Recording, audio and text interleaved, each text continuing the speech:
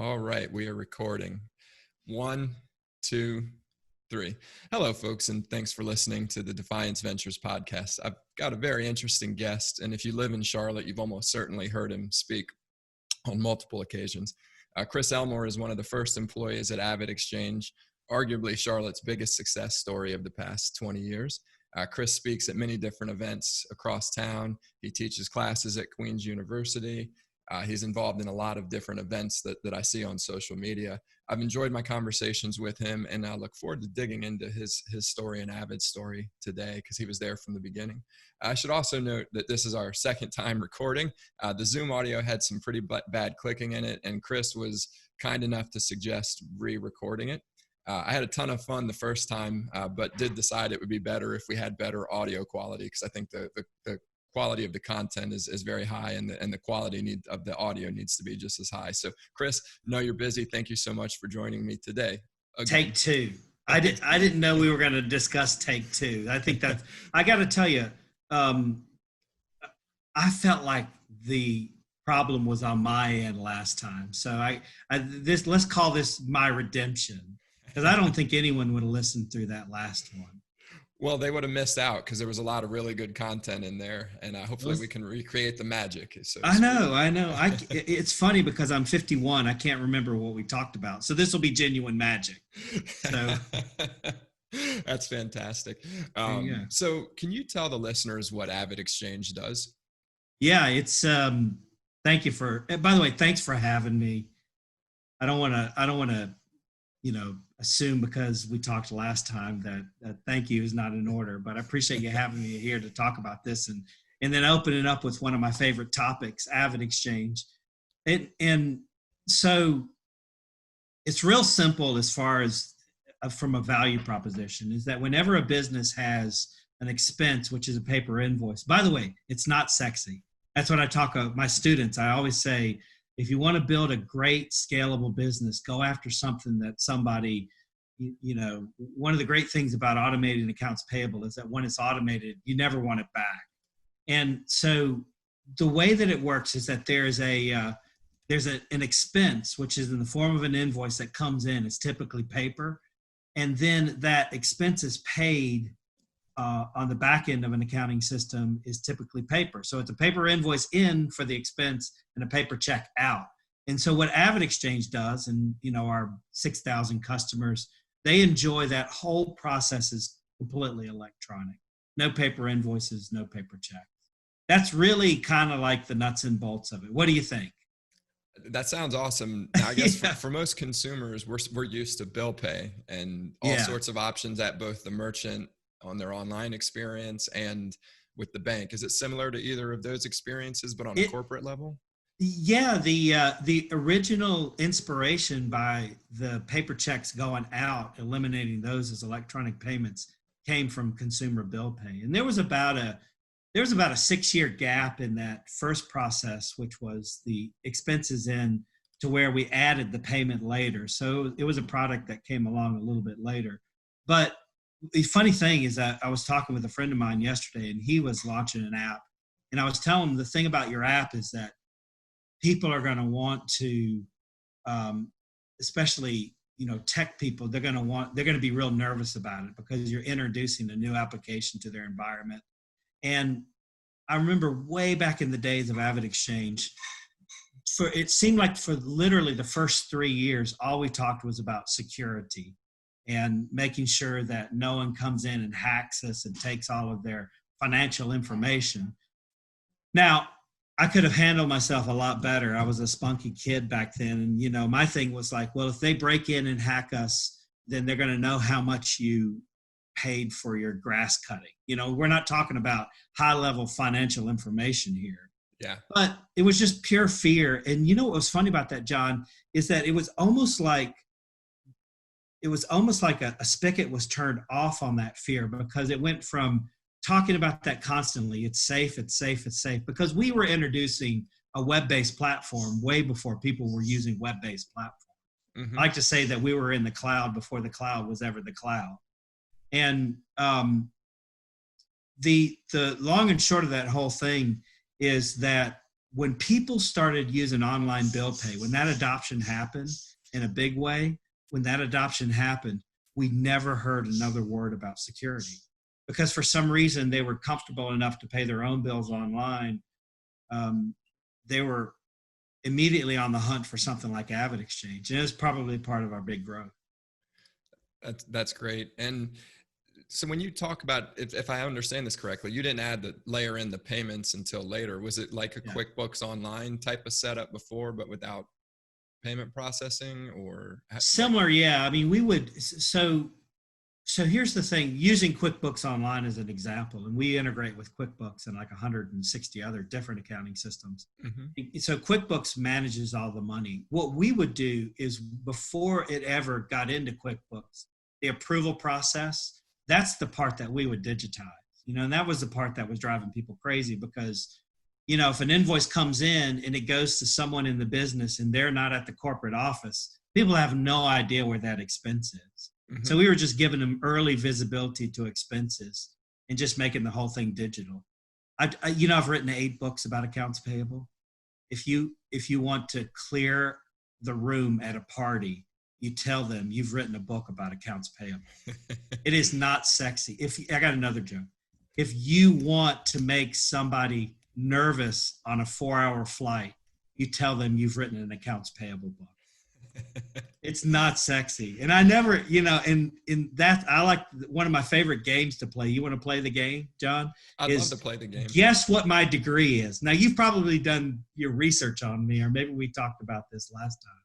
We did, but my memory is shakier than yours, probably. I'm only 43, but sometimes it's the whiskey that I'm drinking.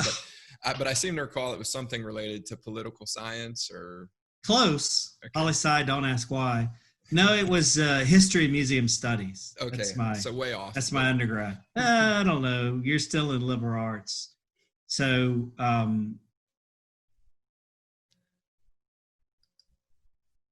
okay, you can cut the pause out, can't you? Yeah, we'll cut that pause out.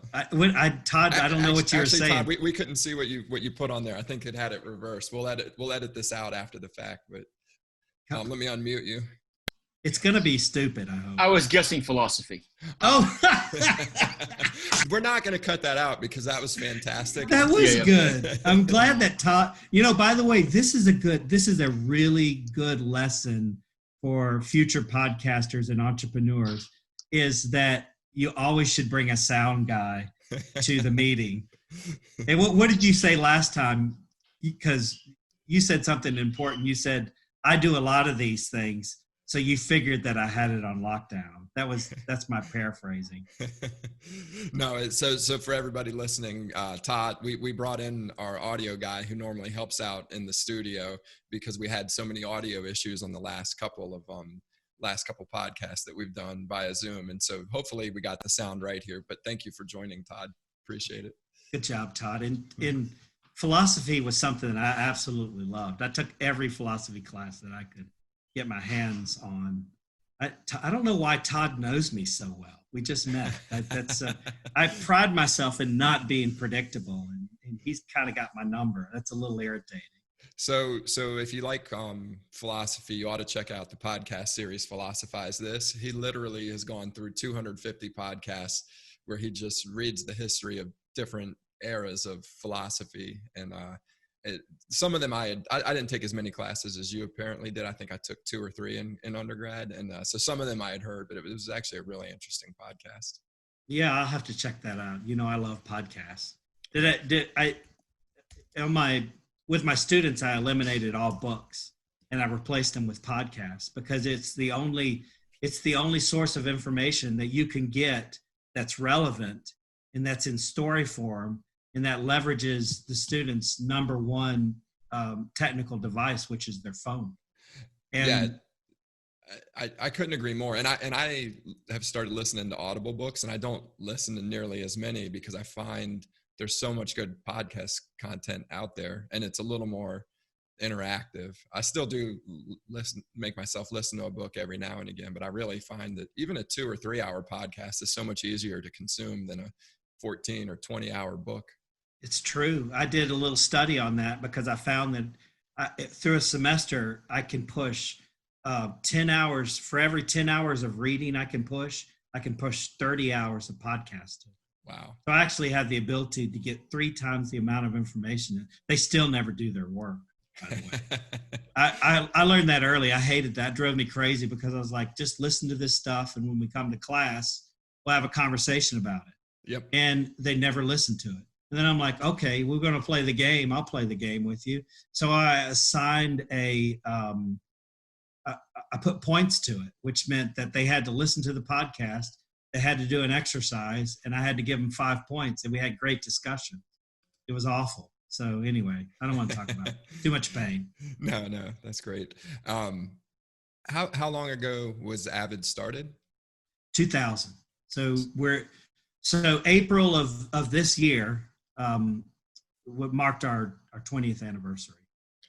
Wow, that's great. And I've heard people refer to you as a founder, but I know from the minute I met you, you made sure that that hey, I'm not a founder. I've just been around for a while. What employee number were you? Do you recall? Or well, there's a backstory to it. Yeah. There's always a backstory, and I consider myself the very first employee because I was the only one that was originally hired as part of the 5 people, the original 5 people. I was the very first person that was hired not as a manager.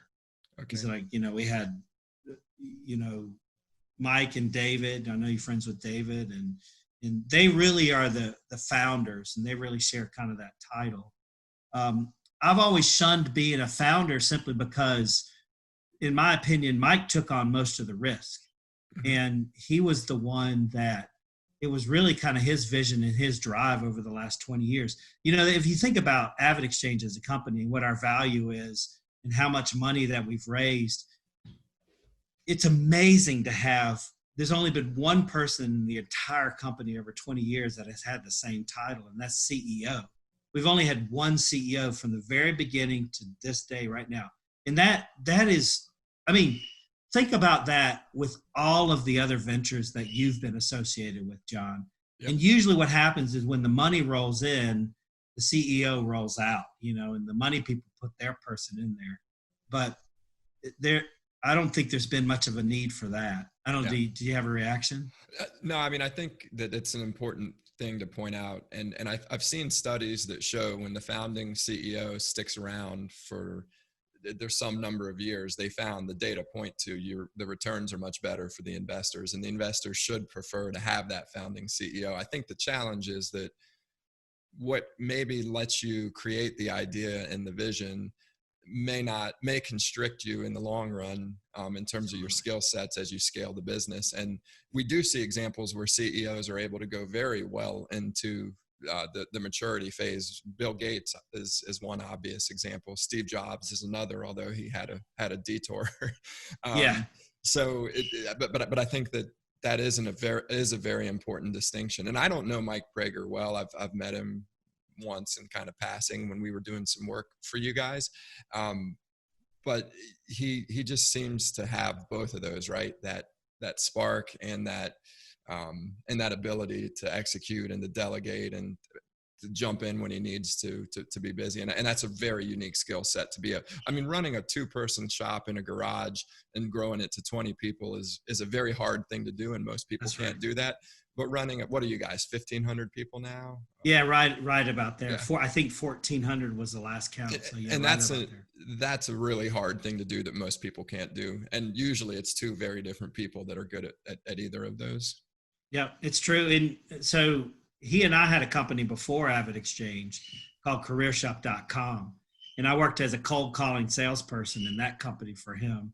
And so I've technically worked for the guy for 22 years, and he's never said a negative word to me. And I'm sure that I've deserved it. I'm shocked to hear that. I can't think of a specific instance, but I know there were multiple moments over 22 years where I deserved a negative word. I am sure of it.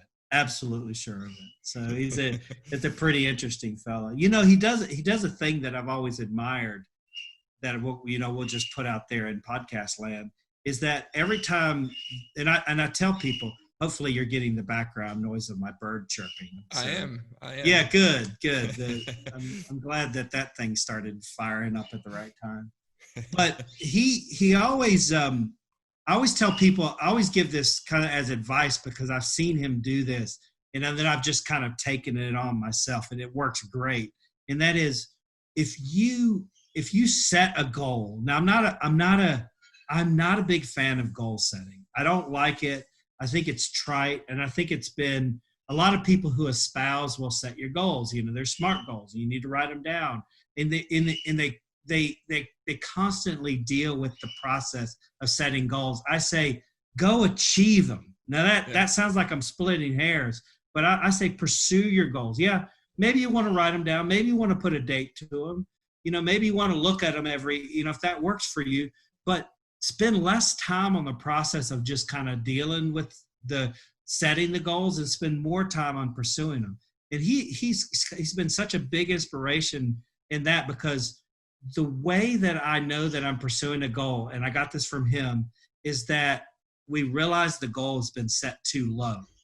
So that's a key indication that says that you're actually going after your goals. You say, and revenue goals are big. I'm a big fan of revenue goals. We want to get to this revenue amount at the end of the year. And if I remember one year we set one, this was a long time ago, we set one, and I was getting ready to meet that goal in June. And, I'm like, well, let's double this thing and then let's triple this thing. And then that's how you, all of a sudden you turn around, you have an AvidXchange, because over 20 years, you just keep saying, well, let's raise the bar. Let's keep raising the bar, raise the bar, raise the bar, raise the bar. And that's what he just did geniusly well, is that they just kept raising the bar. And then people would say, well, when you get to this revenue level, you're not going to be able to double like you're used to. And then we got to that revenue level and doubled that. Yeah. And then we doubled that one. And, I think a lot of it is that people just kind of get in their own heads. They're convinced if they can't do something, they're shocked when they don't do it. I know that sounds kind of weird, but hopefully that hits someone fine. But that's the one thing that I've seen him do, is just set a goal and then just keep pushing it up and pushing it up. That's awesome. So he's had the same role from day one. How has your role changed over time? It's taken left turns, right turns, backwards turns, forward turns. And I think at one point I just stopped. I just told the company I was not interested in a title, because I think at one point I had 14. And then it just didn't, but by the way, I'm not a huge title person. And the reason why is because I would, and I'm not busted on anyone that has a title, because some people can get to corporate America and play the title game. They get the title and they get this title and they get, they kind of go up and down the ladder like that. I really wanted to be known more for what I produced than what I owned. Mm-hmm. So I was willing to give up ownership and territory and, a fiefdom, because I wanted to be more in a production type of role. And I wanted people to judge me based on the outcomes and not necessarily the title of the whole. Now, I think there's a luxury in that, because when people found out that, I was one of the original guys that started the company, typically a title doesn't lend itself. That has a tendency to kind of say, oh, okay, let's get him on a podcast. Well, that and the beard, of course. I mean, and the fact that I will say something ridiculous that'll get this listened to. So Avid was around for quite a while, as you mentioned, 20 years ago. You started working on it. People know about it within Charlotte circles very well. I mean, it's very visible in the community, very visible in the city. Right as you're coming in from the north side, you see your campus. And I don't know when that started, but it seemed like something changed in the past 7 or 8 years. I mean, I knew who you guys were before that, because I had met David Miller, as you mentioned, and he had told me about it, and so I knew what it was at a really high level. But then it just all of a sudden, and again, maybe it wasn't 7 or 8 years ago, maybe it was 10 years ago, but Was there a No, specific product or client that kind of changed, or was it a capital raise? Was there something that made this such a well-known thing within Charlotte and North Carolina? And even I told you on the first time we recorded, I was working with a company in London that is trying to move a payment API into the space, and they knew very much about Avid. And when I talked to them about potentially putting their joint venture in Charlotte as opposed to Atlanta, they were like, well, if Avid's there, then obviously you can build a payment company there. I love that. And they're exactly right. But the reason why we built a payment company here doesn't have a lot to do with the obvious, which is, Wells is here, Bank of America is here. You would think that would be the reason. And I don't want to discount that. I think that there is a reason for that. But the big reason, looking back on why Charlotte is the best place to bootstrap a company, I believe, in the entire world. I'll argue that fact. There might be others out there, but do you want to talk about that? Can we talk about that? Yeah, I would love to talk about that. And I want to go back to AvidXchange. Yeah. I definitely do want to come back to that, but this is a topic that's near and dear to my heart. So I'll just start the whole thing with, I had Ben Harrison from Deal Cloud on, and I've heard him talk a lot about why Charlotte is, he might not word it as strongly as you, but he says this is a much better place to build a company than most people know. And it's quite simple, right? Like you're not competing with Twitter or Facebook or Salesforce.com. If you can build a good culture, you can get people, and you can pay them reasonable wages that they can live off of. You're going to pay insane wages to people who still can't afford to live in San Francisco. They're going to job hop every 2 weeks, right? Every time they get a bigger offer, and it's just harder to stand out. And then rent. We signed a lease on a 2,500 square foot space in San Francisco. That in dollar amount, we could probably have gotten for the same price, maybe 7,000, 8,000, 9,000 square feet of Class A space in Charlotte. But please, as Ben has talked about that on the podcast before, but I'd love to hear your take as well. Well, and then I want to use this as, why AvidXchange is AvidXchange, because, I don't want to forget your question, which is, this company's been around for 20 years. We used to say this was several years ago, we were an overnight success that took 15 years. Yeah.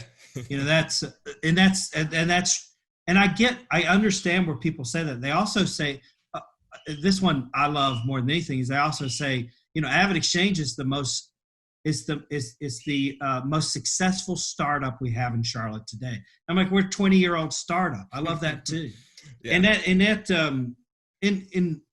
And all of that, to me, goes back to culture. It just means that we still have an entrepreneurial culture. Again, Mike's in the driver's seat. And as long as Mike's in the driver's seat, we're always going to have an entrepreneurial culture. You just can't help it. Mm-hmm. And I'm gonna link to the show notes to the day one letter that you and I talked about before, that Jeff Bezos wrote to his shareholders, because I do think that mindset that you're talking about is the reason Amazon continues to grow the way that it does. And when you want to talk about, can a company double forever, that's a prime example. But it's that mindset of, we're never going to lose the fact that we are a scrappy startup. Even when we're here 100 years, we're going to act like a scrappy startup. And some of that has a lot to do with the potential. We've built a decent sized company that has good revenue, and in only 11% of the market is automated. We don't even own that whole 11%. Mm-hmm. So there's, that's what inspires me for the future, is that we've done this much off of a small percentage of the market. But the bootstrap thing is what actually created that AvidXchange effect, which is all of a sudden there's this big tech company out of nowhere. That's what it seemed like. And so I believe there's 3 things that Charlotte gives an entrepreneur that you can't technically get anywhere else. And one is, you've already hit the nail on the head with the fact that the cost of living is low enough. But here's the way that I would say it. The cost of living is low enough here to have a series of failures before you can figure out what your thing is. Interesting. And we would have never survived in Silicon Valley. We would have never survived in New York. We would have never survived in Boston. Mike is from Boston. I don't know how we made this the Mike Prager show. But, we would have never survived in any of those places. because we would have had one and maybe two opportunities, and we didn't hit on the second opportunity in a bootstrap environment. And by the way, for those folks, you know, I'm famous for being very basic about stuff. And I'm going to go in there and I'm going to move that bird that's driving me crazy. But for those folks that don't understand what bootstrapping is, it's really simple. It is you only spend money that you make. That's it. And if you want to spend more money, if you need to develop this product, or if you need to launch a new product, or if you need to buy, you know, whatever it is, you know, marketing space or whatever it is, you increase your revenue. You don't go into debt, and you don't go out and get external funding. Now, we wanted to get external funding, but we just didn't have, in the very early days, we just didn't have things that were fundable. So we doubled down on selling what we had, which is something that I still do to this day. You sell what you have. Don't sell on futures. Don't sell on roadmap. What you currently have right now, just put value on that. So that's the first thing, is that Charlotte, the city of Charlotte, simply because of the cost of living, allowed us to have the three failures that we had in the very early days before we got on to idea number 4. And idea number 4 was good. And idea number 4 floated us for 7 years. And there is a loop that I see. And the loop is that about every 6 year, we figure out something genius and innovative because we've had 6 years of experience with the customer on our offering. And you have to go through the 6 years before you can come up with a genius thing. So after about 6 years, we had this idea, well, we're going to add the pay piece of it. And then when we added that, it took us a couple of years to get around and get that moving. And then all of a sudden, that's the boom. Yeah. Is that because that pay product is unbelievable. It's super simple. And what it does, and the reason why it's unbelievable, the reason why we've got so much attention, is that it takes a typical pay file, and it instantly, through the technology, determines if the vendor can be paid by ACH, check, or card. And it accidentally started maximizing the amount of payments that could go on card. And every time you make a payment on card, the card company gives you a rebate. And that's where the whole thing started. And that thing just started to build and build and build. Interesting. Yeah. And it's really simple. But the other thing is, and I'll say this kind of, hopefully I'll explain myself well enough, but we were a little naive in the beginning when we created the paper. By the way, I should go on record by saying that when we came up with the idea, I said, this is never going to work. So I can't claim any credit for this at all, because I felt like people just weren't going to make payments through a credit card. You know, because when you make a payment through a credit card, you don't get all your money. You get the money minus the fee that the credit card company charges you to process. Yep. So, but anyway, I forgot what I was talking about. Yeah, you were talking about the 6-year cycle and how you didn't think that payment was going to work, but that it was a real game changer for you guys. And really, so it sounds like the naive piece of it. Yeah, I got to explain that. We were naive because what we did is we put together a little piece of software to solve a problem that we were having, which was there's all these moving parts in the payment process. And so we were like, well, let's just write a little piece of software to manage all of these moving parts. What we didn't know is that the entire country was having trouble with all these moving parts. And this piece of software was like, it was just boom. And awesome. I know, I love it. And the thing about it is that we looked at the problem from a software and a technologist perspective, whereas a bank looks at the problem from a money flow perspective. They can't think like a software person. And so we undervalued that very early, but then all of a sudden that it was clear that tons of people were having the same problem. So I don't know if we got into this when we first spoke, but it just sparks a thought in my mind. Do you view banks more as clients or channel partners? There's also other categories that I could view banks as, and I love banks, and we compete with some of the banks. You know, our pay process will compete with some of theirs, and there's a certain set of banks that I've never lost an opportunity to, and I'm very proud of that because we look at the process as a software company. Key Bank and Fifth Third Bank have but Key Bank specifically, but Fifth Third Bank came along shortly. It's always I always admire a bank who's a front runner in a space because that's typically not their culture. And by the way, that is not throwing anybody under the bus. That you can't, one of the books that I wrote is what Steve Jobs, if Steve Jobs ran an accounting department, and because I was trying to do these series of books where I wanted to put leadership into accounting, and I wanted people to know what would Steve Jobs be like running an accounting department. And at the end of the book, it answered the question, could Steve Jobs run an accounting department? And the answer is absolutely not, because you can't have all this creative thinking and like, hey, let's just try this. And, Jobs would want to create his own money. This, this USD is not working. I'm going to do it on my own. And you can't have that in a financial based organization like a bank. You can't have all of this, guns a-blazing because of the risk. So we, as a startup entrepreneur, we didn't have the level of risk that the bank did. Yeah. So we were able to pivot and grow quite differently. So to answer your question, you're gonna regret asking me questions because I do these long soliloquies. Is that to answer your question? I see banks.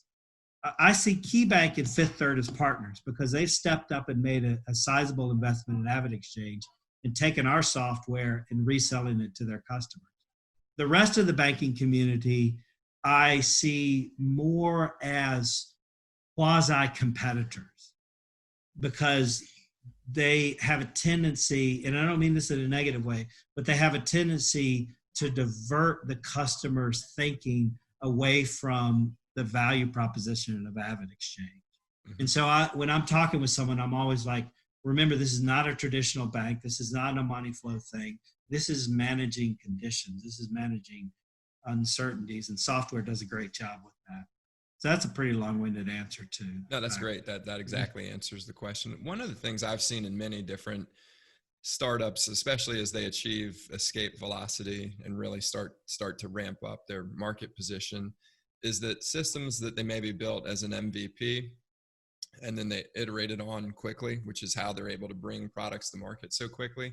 But at some point they start to break and they stub their toes because you can only put so many Band-Aids on that. And I've seen in many cases where complete rewrites are required at some point because the business has just gotten so big. Can you speak to this at Avid? Have you seen this happen, or did you maybe take a more forward-thinking approach, or maybe you rewrote each time you pivoted? I'm not sure how that looked, but well, every pivot allowed us to do some kind of a basic rewrite. But one of the challenges that we have is that we grow so fast; it's hard to do rewrites. It's really hard to do rewrites. And a lot of our technical resources come from making the software safe, which is very safe. But we put so much time, money, and effort into that it better be. And then two, we got to make it fast, because people don't judge you based on how fast you are from 6 months ago. They judge you based on how fast you are based on Google. Yep. So you got to have a real high standard for that. And we just grew so fast. It's hard to do any kind of rewrites. And we've had a couple of, we have had to completely redo our UI, and that thing's looking really good now. But the problem, I mean, John, this, the problem is when you put such effort into rewriting a UI, as an example, the user interface, is that by the time that you've done it, it's ready to be rewritten again. Yeah. And it's that's like when they paint the Golden Gate Bridge, by the time they're done, they have to start and just turn it back around. Is that true? That's what I've heard. That I need to fact check that. Don't fact check it. Don't worry about the facts. Because I totally would buy that. I mean, and so at a certain point as a technologist, and by the way, I'm the world's worst on this because I'm like, just leave it like it is. If it's secure and if it's safe, just leave it like it is. And well, it doesn't look like competitor X. Well, that's okay. And competitor X, their volume is 1/10 our volume. I'd rather have the volume than the sexiness. And and I've always been a big fan of talking to customers about the purpose and the outcome of the software, and not the nuts and the bolts of the software. So that's where I naturally like to stay. And so, quite frankly, I don't really, the look and feel, at this point, it's actually pretty modern, because we just kind of went through one of those rewrites, and I don't know if it was a full rewrite. I imagine the database layer is still similar. But anyway, the long and short of that one is that I don't care too much about the sexiness of it. Sure. I want to concentrate on the purpose. No, it's interesting, because I come from more of a consulting background, and one of my companies we sold to Red Hat, and this was something I always talked about to Red Hat sales reps. I was like, you're trying to sell features, and nobody gives a fuck about features. They want benefits, right? I mean, that's it. Yeah. And that's what I think customer facing people like consultants really have a grasp on. I'm not buying a drill bit. I'm buying a hole in a wall so I can hang a picture because I want a memory. I'm not buying a lawnmower. The minute somebody invents a seed that grows to 3 inches and stops growing and just stays right there, the lawnmower industry is gone, right? Because nobody cares about the features of the lawnmower. It's the benefit of a lawn that looks nice, right? Yeah.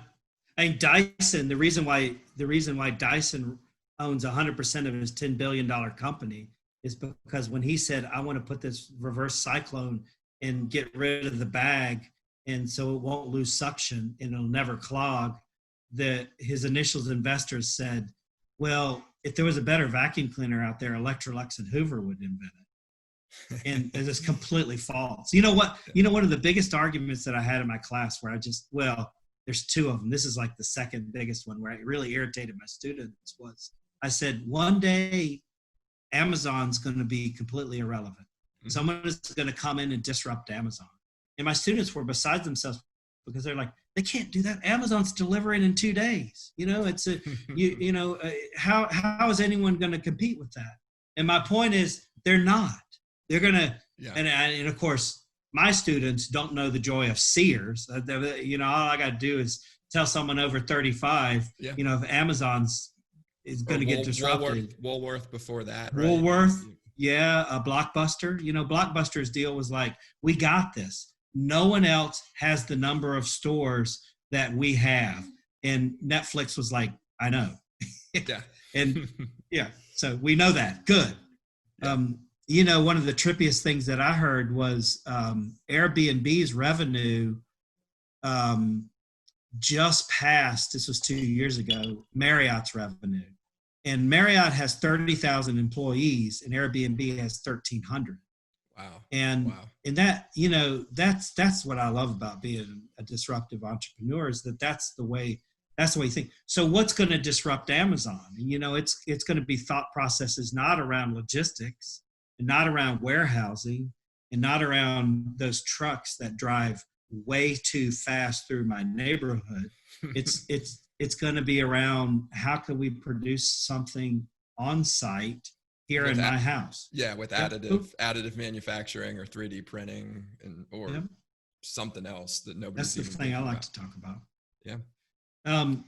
You want to hear the number one argument, that the one thing that the class really bailed on, because one of my students asked me, is there still room for this big disruption like we've had over the last 15 years? And my answer to that was absolutely. Mm-hmm. And are you familiar with Moore's Law? Can I go super nerd on this podcast? Yeah, you're very familiar. Go ahead. So Moore's Law is real simple. It says every 18 months, the ability to process information on a computer chip doubles. And then what happens is the double doubles, and then the double doubles, and then the double doubles, and then you get these weird kind of straight up effects with the ability to process off the bat. And I think about that, just to put that in perspective. I don't know what 2 to the 8th is off the top of my head, but it's a pretty big number. And that's 8 generations of a year and a half of doubling. That's 12 years. And it's massive. And then, 2 to the 16th is an even bigger number. And by the time you get to 2 to the 32nd, it's an unimaginable number that you can't even fathom in your head. But that's the effect of that type of doubling. It's really radical. I didn't know there was going to be math. But you're exactly right. And that's the hard thing, is it's hard to understand what that is. And, but as a tech person, whether you don't do the math or you do the math, I almost said do. You do the math, you do the math. Whether you don't do the math or you do the math, the thing is this: as a tech entrepreneur, I have a higher ability to create now because of that effect.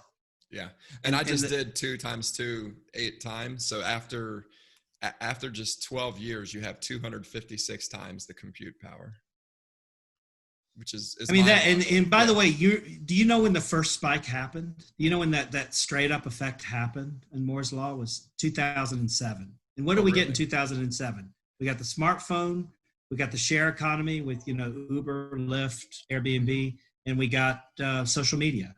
And those things were never possible without that straight up effect, that double. Yeah. And by the way, the interesting thing was also, I think that's when the 4G network started to roll out, which yep. also made those experiences possible, which really makes you wonder what happens with 5G and now with these ARM processors that are blowing away what even Intel can do. It's really and that's the thing, is that it took now that doubling effect that went straight up in 2007 was started in the late 1960s. And so it took that amount of time, 50 years, no, not 50 years, I can't do that. It took, the 40 years to get to that up, but we're going to have another one of these straight ups in the next 15.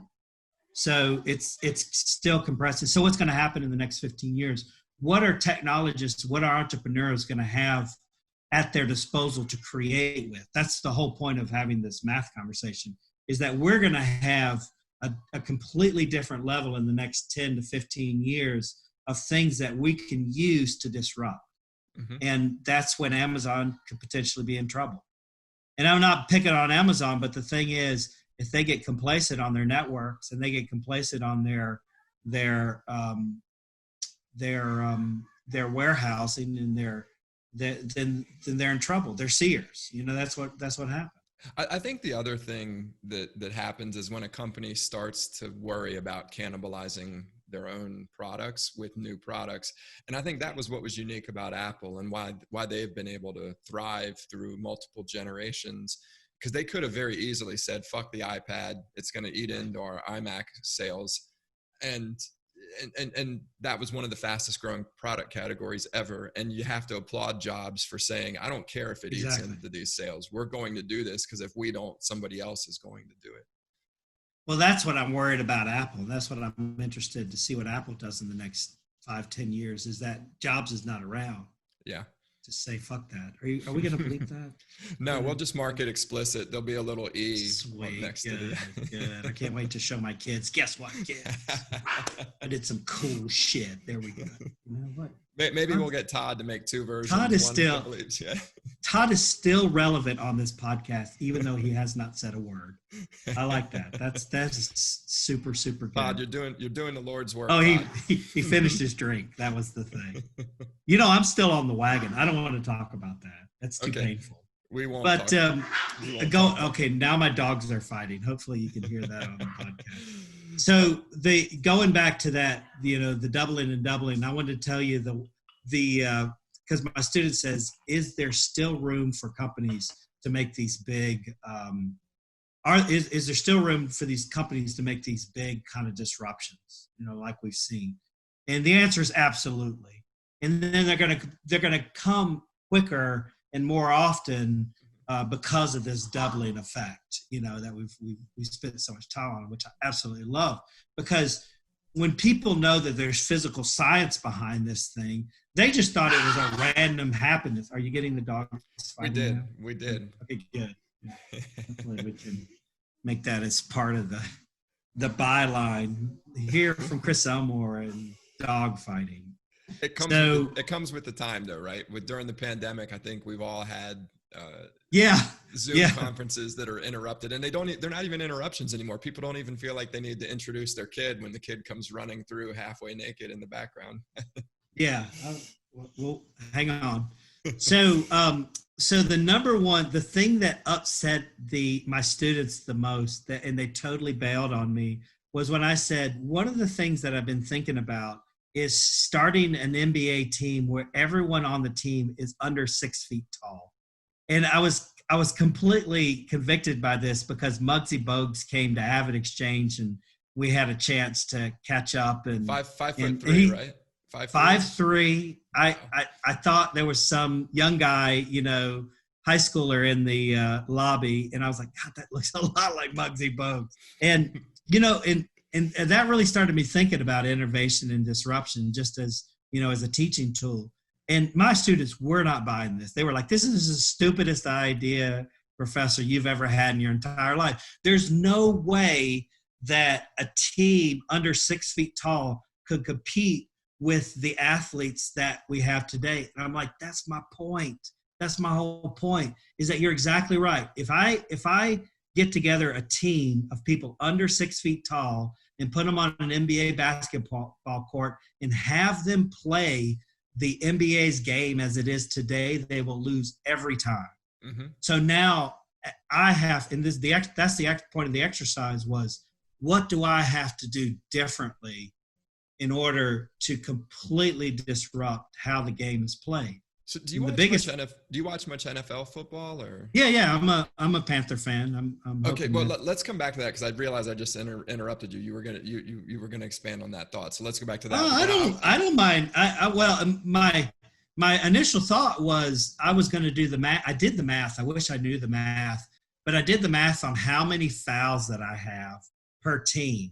And I was going to exhaust all of my fouls right out of the gate because free throw percentage is so low. So I want to make a team beat me on free throws. And then the other thing I was going to do is if I was going to do full court press on everything, because this was a Muggsy Bogues thing. This guy was a beast because he would be able to cut underneath people. Yeah. But if they made it to half court, I wasn't going to defend them. I was going to defend the other side of the court. Okay. And it sounds innovative for sure. So that was my whole point. I don't know if it would work. I'm pretty sure it would work. Well, because it would drive people crazy. Do you remember when Mike Shanahan coached, I think two Super Bowl teams with the Broncos? I don't know if you followed them much. Yeah.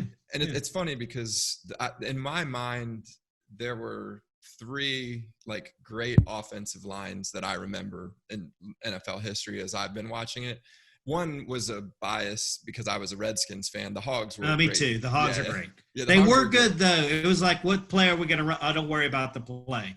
Riggins is going to go either left of the center or right of the center. Yeah, and if you don't get out of his way, he's going to run you over. So try to clear it out. But the two that really stand out in my mind are the Cowboys. During those years when they won 2 or 3 or 4 Super Bowls with Jerry Jones as the owner, and their approach was the more traditional approach. We're going to draft some big boys from some Big 12 and Big 10 or Big 12 schools, and they're going to block, and they're going to and they did it very well, and it was fearsome to watch. And Emmitt Smith was a fantastic running back, but he had an offensive line that was amazing. But Mike Shanahan took a very different approach, and I read something. I don't remember the cutoff. It might have been not one of those linemen was over 300 pounds, or maybe it was 320, but they were abnormally small, but they were very quick. And he created a zone. I forget what he called it. It was a zone blocking scheme where basically you don't have a man that you're covering. You just cover an area. And nobody had ever seen it before, and nobody was used to these athletic 290-pound linemen who are small. I mean, there's offensive lines where nobody's below 350, and it was so effective. If you remember, he had 3 different tailbacks run for close to 2,000 yards, and it was always the same offensive line scheme. And so I think there's something to that. If your strategy matches the players and it's something nobody's ever seen before, that's hard to respond to. It's disruptive and it's irritating. And people were like, well, in that same era, remember the no huddle offense. Mm-hmm. The no huddle offense was just messing people up.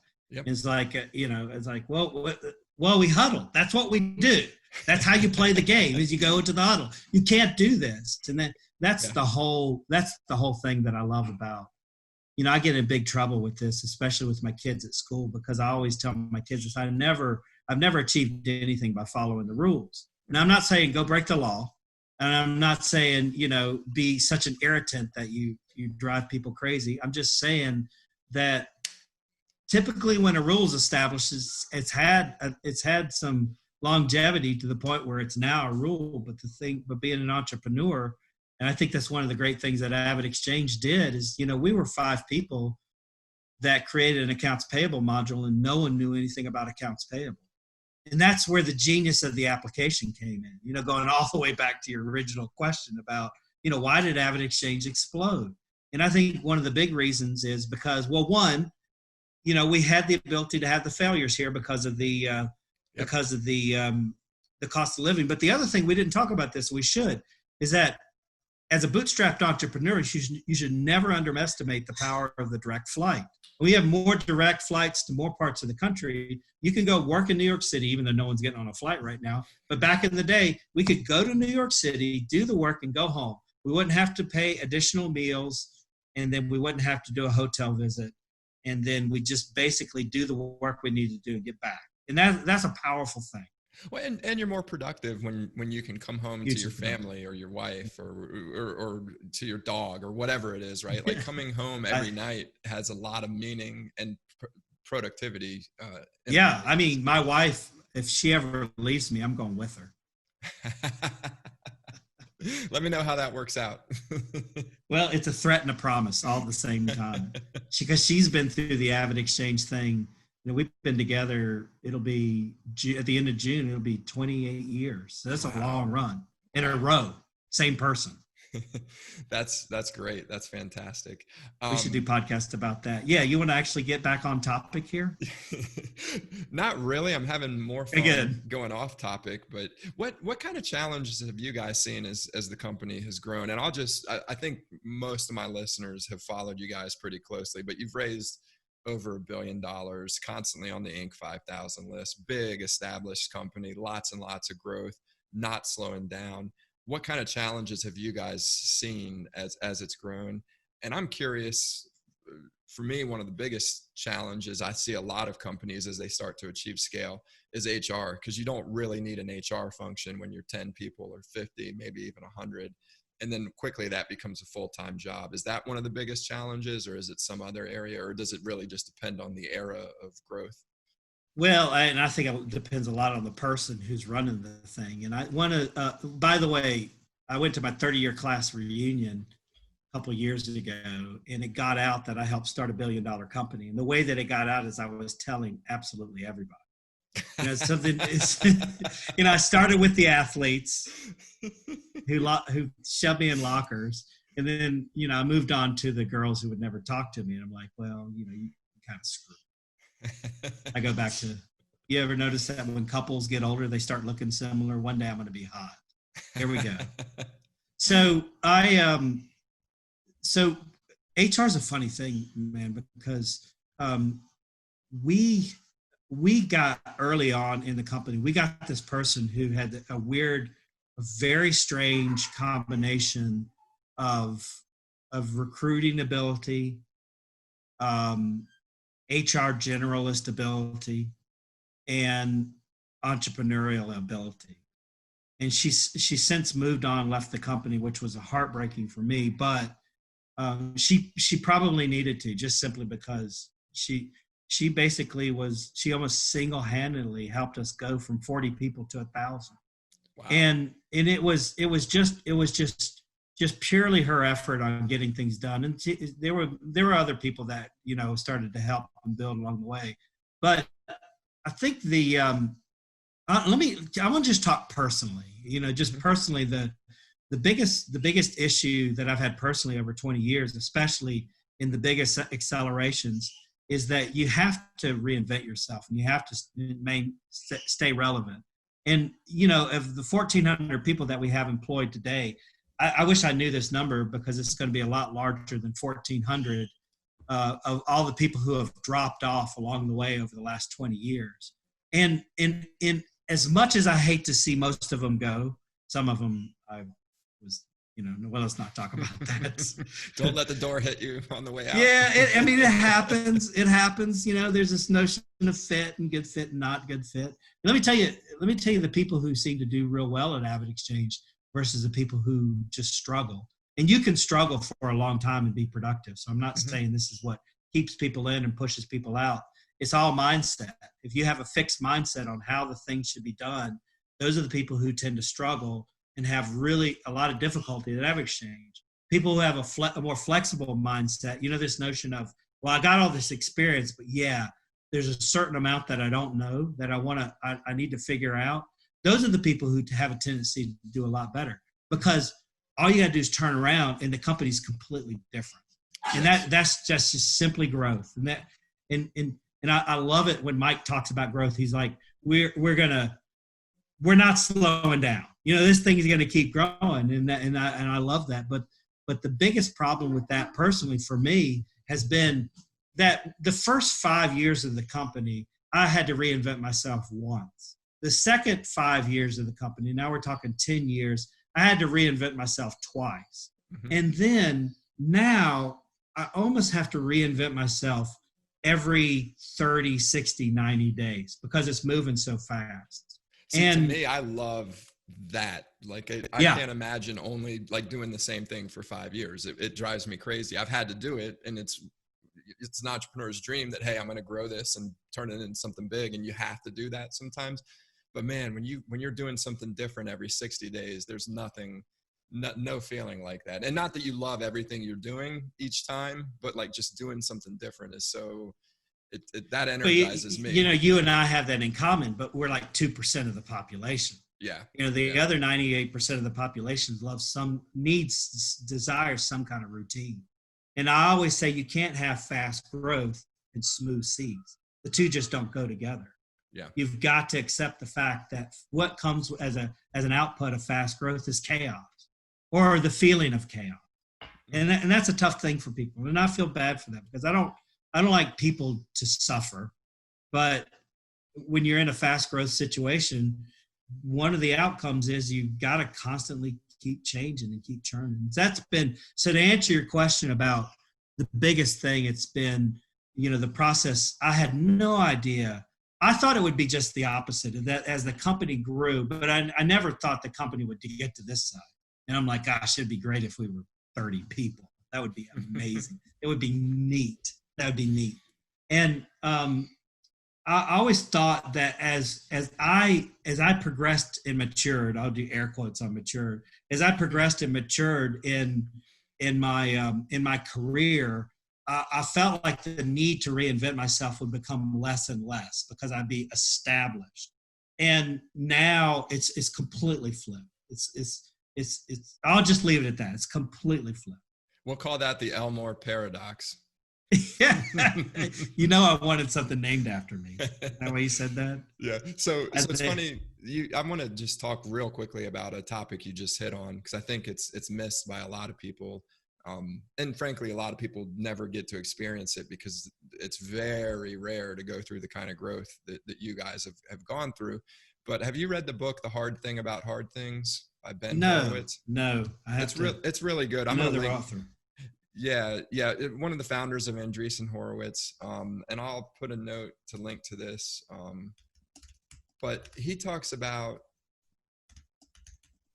let me just write this down before I forget. So what he talks about is one of the more painful things about growing a business. And he's been involved in been very fortunate, and for obvious reasons, to be involved in 3 or 4 of these super high growth type of companies. And he says it's heartbreaking because there always comes a point where there are people who were in that first 5 or 10 or 20 group of people where the company passes them. And he said there's a tendency to want to just keep them around out of a sense of loyalty. And and he counsels against that. There are things you can do to make them more successful, and there are situations where you make it work. But he talks a lot about the fact that, hey, this is part of being a leader, is that the company has outgrown you. You can't do this anymore. and this isn't at all what you implied with the HR person, but that would be one of his examples. The person who grew our HR from 40 people to 1,000 may not be the person to grow it to 10,000. And we've got to make a really hard decision here. Who is the right person to do the job today for what the company needs? Yeah.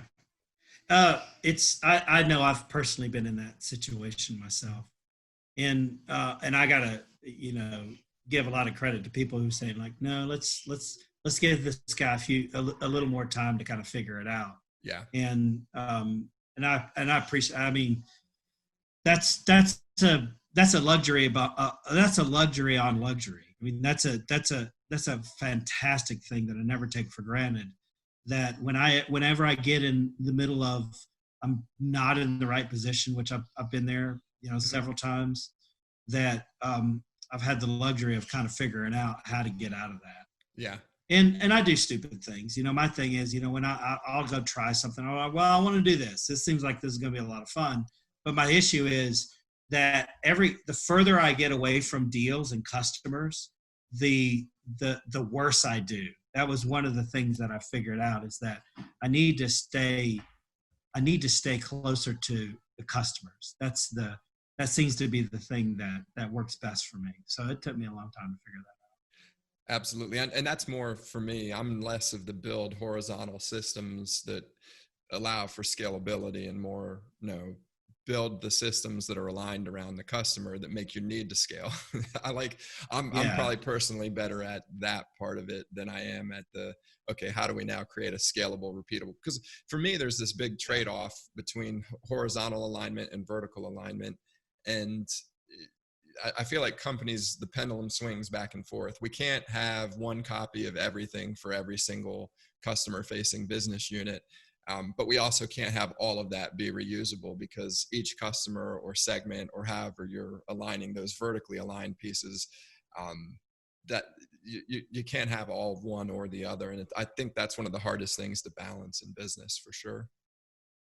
Yeah, I have a thing, and I can't tell if this is genius or it's just stuck in my head, is that I don't like to scale things that are associated to people. Mm-hmm. I don't like to scale things that are associated to humans. Mm-hmm. And I don't like, and I always push against things that'll treat the human being kind of like a number. Mm-hmm. I don't like that. I'm not a big fan of it, because to me, that's the joy of business, is dealing with human beings. Yeah. And all of their different, and the AvidXchange is a great example of this, is that, we're going to ask somebody that's been in a job that hates change or doesn't like change. I mean, most people don't like change. They don't like change. They don't like technology. And the reason why they don't like technology is because they've had, 4 or 5 different technical failures in their tenured career. And, where it was oversold, it was overpromised, and it was underdelivered. And, it's easy to hate tech when you have 3 or 4 of those. And what we're going to do is we're going to ask them to change a process they've known their entire business career that they had a hand in creating. Mm-hmm. And I have this thing where say, you can never tell a customer their baby is ugly. I mean, you can't go in there blowing up their process, because they probably have a lot of pride in that thing. Yeah. And that's the thing. And that's the thing that I hesitate to scale, because these people are wildly emotionally attached to this thing. And you can't go in there just guns a-blazing and slinging and chopping the whole thing up. You gotta treat them like a human being. And I told my class, I said, one of my strategies, my competitive strategies, is that I'm open and honest and transparent. I know I had a buddy of mine say, I'll pat you on the back, but your arm is in the way. But the reason why I bring this up is because I told my class, I said, I never thought honesty was going to be a competitive advantage. That completely blows my mind. I never thought it would be. Yeah. Yeah. And honesty, I think the word you used, the transparency, and I think the what you have to have, the reason that you need that transparency is it inspires accountability. And I think the two kind of feed off of one another. And I've found that to be shocking to people at first. And that's a flavor of honesty, I would argue, but I found that to be shocking to people. And for some people, it becomes unnerving when hey, like for instance, I've had people come to me. Our policy at Defiance is everybody asks, how many days off are we allowed? However many you need. Get out of here. No, it's however many you need. I want you productive, and you're an adult. Or people will come to me and say, what's my budget for this expense? And it's like, well, I hired you because you're an adult. So I want you tell me what you want the budget to be. I'm not going to descend from on high with, the 10 commandments of this is how it's going to work. And that's jarring to people. But the people who get that, I think they become really empowered. And what you find is that they make better decisions in the rule that you would have imposed. And not to say that this is going to scale, that approach is going to scale, but I do think that transparency and accountability go a very long way. It's just, it is just hard for people to really wrap their head around it if they're not used to it.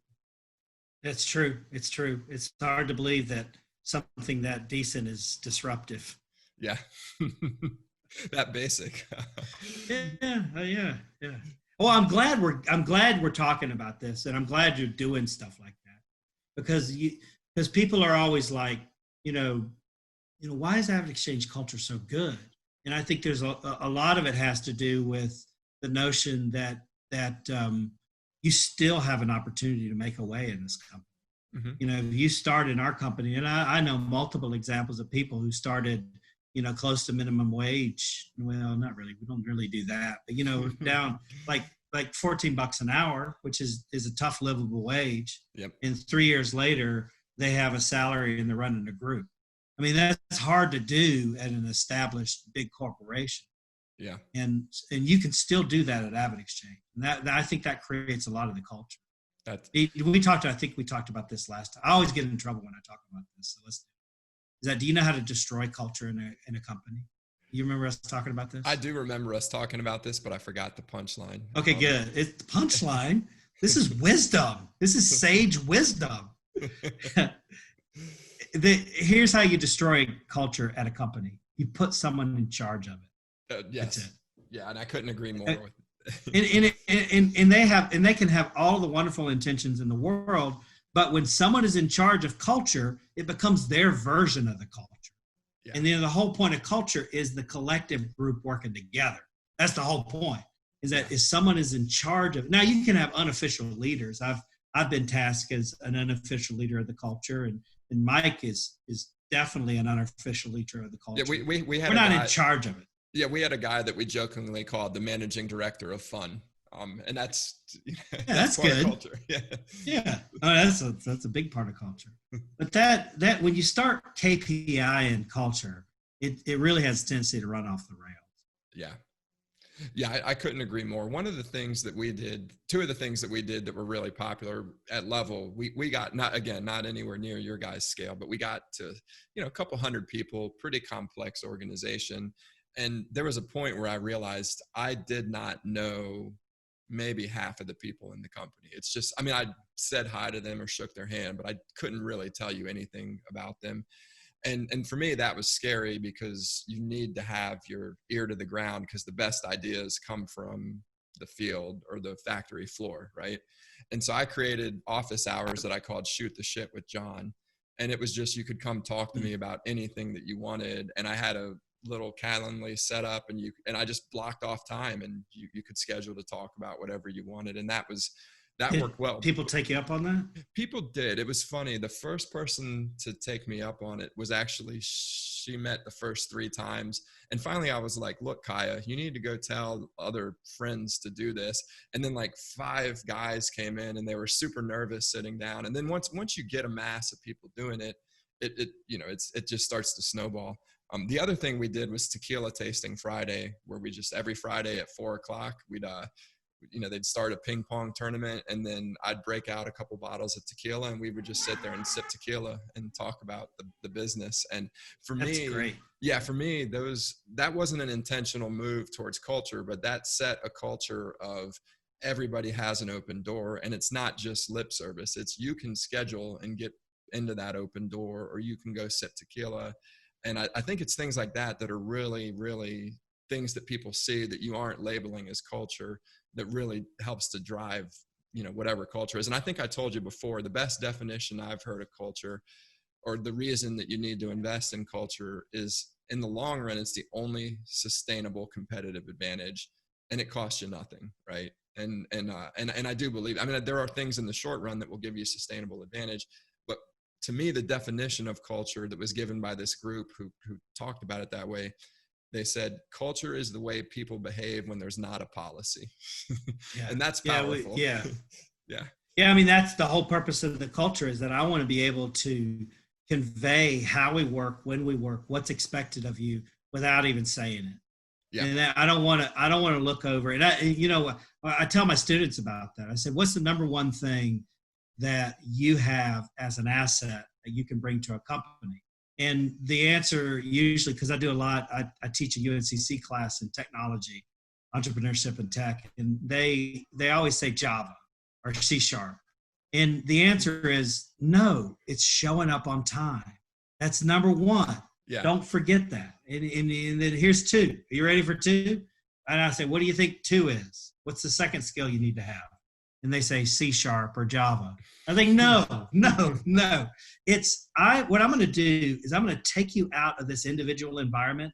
You've been graded individually. You've worked individually. Yeah, they put you in groups, but ultimately you get an individual grade. I'm going to take you out of this individual environment. I'm going to put you into a group. The second thing that you need to do, besides showing up on time, is not to piss off the rest of the group.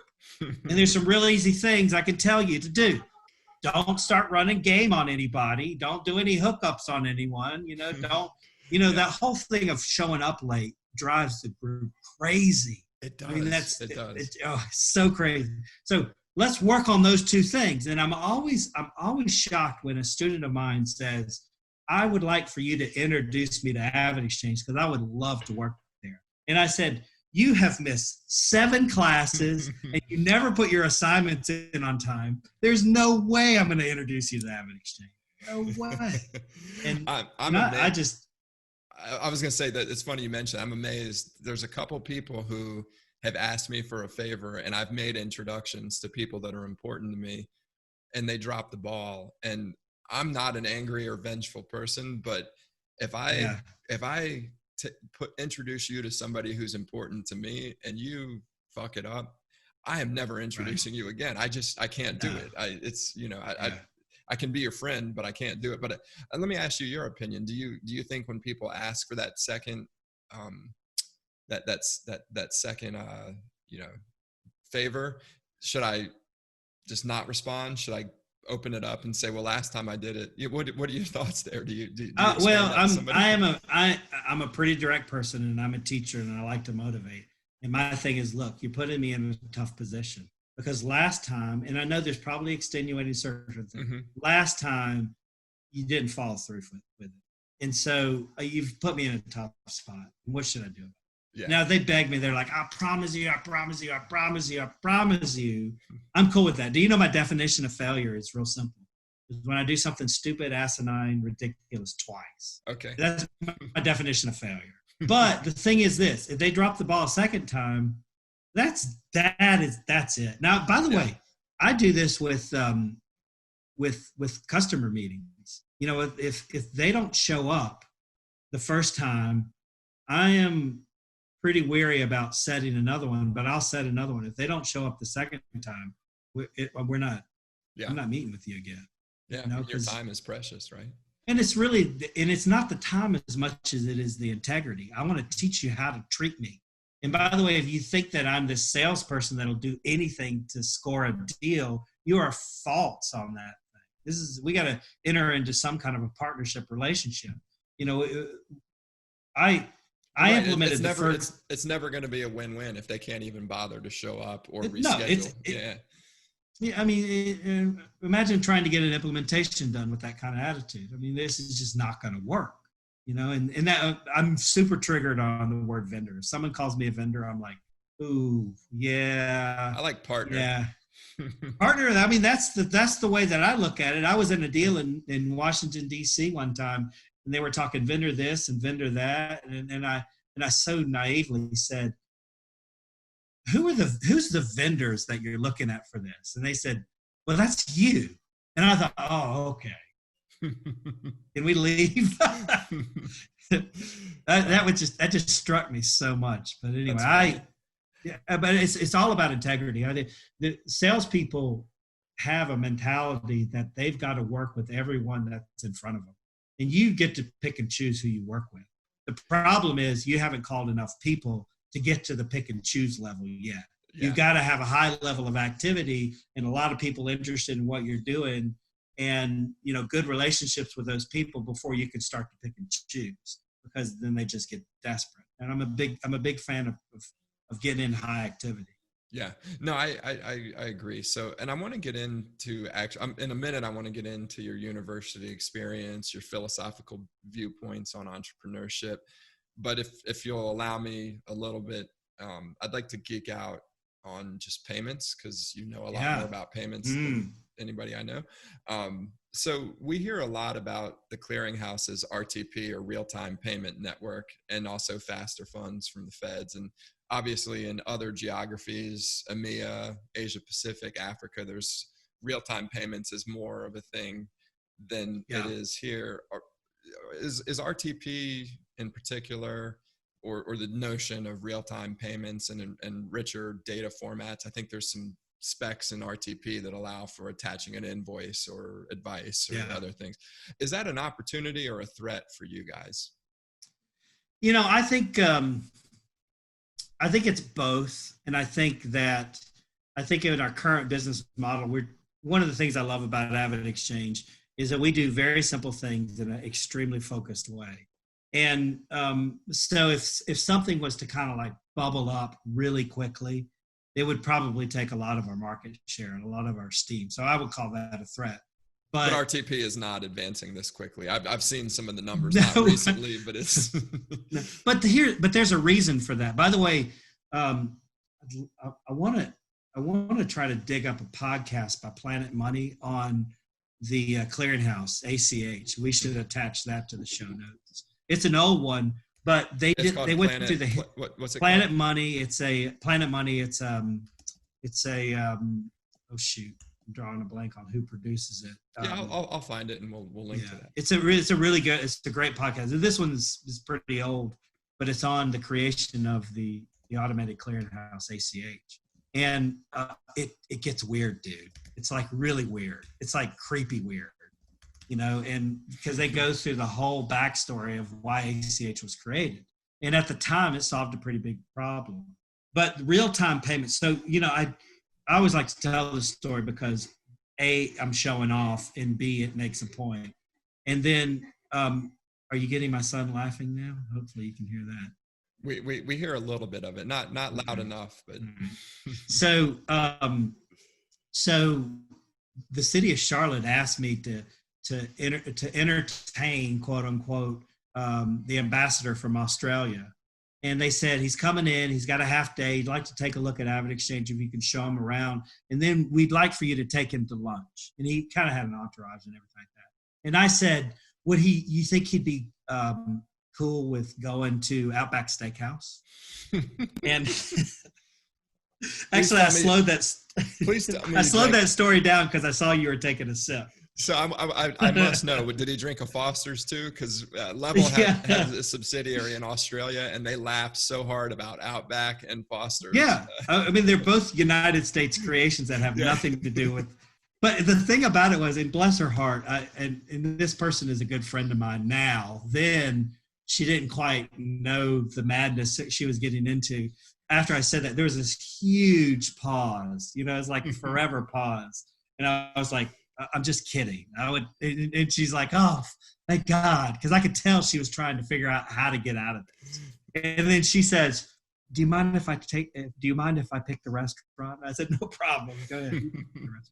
But there was a very eye-opening experience with him in the time that I spent with him, because he was the Minister of Finance before he became the ambassador.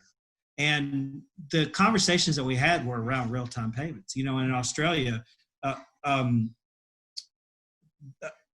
100% of the payments are made electronically. Mm-hmm. And he was a catalyst to create the system that made those 100% payments electronic. And the reason why is because there are 4 banking institutions that control all of the money flow. Commonwealth In Australia. Yeah, there's Commonwealth is a big one.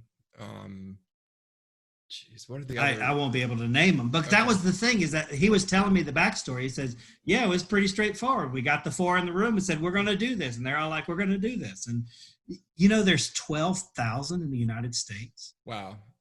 And that's down. It was higher than that before Glass-Steagall was repealed in the late 90s, as I recall. But and the thing about it is that like 12,000, and you go, well, there's Chase, and if you can't do your numbers on this one, because you got all the banks, the ones, and then you got the community banks, then you got the credit unions, then you got the same day loan folks, and you got the money transfers, and that's a ton. And so what you're going to have to do to get a network that's similar to Australia or similar to a European network, what you're going to have to do is you're going to have to mandate that everyone uses, it's going to have to be a government mandate that everyone uses the same rails. And we just won't do it. Capitalism won't allow us to do that. And no politician on their, on their life is going to die on that hill. Visa and so it, that, what's that? Visa would love it. Well, of course they would, but then, and that's the great thing about the United States that I love, is that, yeah, Visa would love it, but MasterCard will have something to say about it. Yeah. And those two things keep. And the clearinghouse won't like it, and the Fed won't like it. I mean, that's the way that I like it. You use, the number one country that produces the most fintech technology, which I know is a little redundant, creates the most fintech, is China. And the second country is India. And the third country is Africa. And then the fourth country is the United States. And, in knowing those facts, is that because most people think that there's more fintech in the United States than anywhere. There's more fintech in China because they don't have a central banking system. Well, there's also more fintech in WeChat than there is in America, right? I mean, yeah. True. And I like to tell people, anyone that aspires to be a fintech entrepreneur, which I highly recommend, it's a wonderful thing, is that you always should look, and my recommendation is, well, go B2B. Go B2B, business to business. Mm-hmm. And what you should do is you should look at what the trends are currently today in the business to consumer markets in Europe and China. What value is being created, because that's going to be the future B2B. And, we started this whole podcast with the fact that how does AvidXchange relate to online consumer banking? Mm-hmm. And that was the seeds of the Avid Pay process, was that online consumer banking. We got a lot of inspiration out of that. And so these patterns continue to exist. Don't make anything up. Don't be the first mover. Be the fourth. And, really look at the value proposition that's coming out of B2B. That's awesome. It worked well for Facebook. They certainly weren't the first to do social media, but it's always I like to be the fourth. The first is going to be the most expensive, because you're the one that's going to have to teach the consumers how to think different. That's really expensive. And you take a lot of technical risk because you're developing things that haven't been developed before. And don't be the 50th because you're commoditized. Yeah. And if you want to have a race to the bottom on price, go for it. I don't like to be there. I like to be kind of closer to the front. Well, that was great. I think the payment thing will stay in check simply because there's just so many competing things. That's great. I had like 3 other questions I wanted to cover, but you ended up covering all of them. I saw your notes. Yeah. So you quench that thirst. So I'd like to shift gears. Where do you teach today, and what are you teaching? Well, you mentioned at the very beginning Queens, and I teach entrepreneurship and innovation at Queens. And then I also, this was my very first semester, if you want to call it a semester. We had the half in the class and half not in the class. This was my first semester at UNCC's business, the Belk School of Business. So I taught entrepreneurship there. And then I've taught entrepreneurship and technology at the computer science school at UNCC. That's the largest school in the state. The largest computer science school in the state. It's a fantastic school. It's got some genius people running that thing. I've always loved to be And they gave me my break in teaching 5 years ago. They took a flyer on me. So why do you teach? Yeah, it's simple. It's because teaching is the only place that sharpens my communication skills where I am blowing away the competition. Is that teaching allows me the ability to really become good at conveying strategic thoughts and conveying complex thoughts in a way that people can consume. Now my son is coming home and dogs are barking. Awesome. So, but that's why I started teaching. And there's a backstory to it. My dad. I was gonna say you have family that taught as well, if I recall. Yeah. Correctly. Yeah. My mom retired as a school teacher. She was an elementary school teacher, and then my dad was a college professor. And he taught some side classes, but he taught at Appalachian in the 70s. And his compensation was he got a salary, which I'm sure was ridiculously small. He got a house, which was nice. And then he got a car to use. You couldn't have it in the driveway, but if you needed a car, you could go pick it up. And he got a small plot of land to farm. That was his compensation. That sounds so uniquely Boone to me. Boone 70s professor. Yeah, the whole thing. But he told me, and I was probably about 4 years old. No, he didn't tell me. I heard him talk to my mom. Is that when he first started teaching in Appalachian, the chair of his department said, if you're ever interested in learning about something, I'll let you teach a class on it. So just tell me some of the things that you're interested in learning about, and we'll set up a class for you. And so I was 4 years old. Yeah, that's so ironic. It is. That you learn through teaching, but I don't know that there's truer words that you could say about teaching. And I remember that from being 4 years old.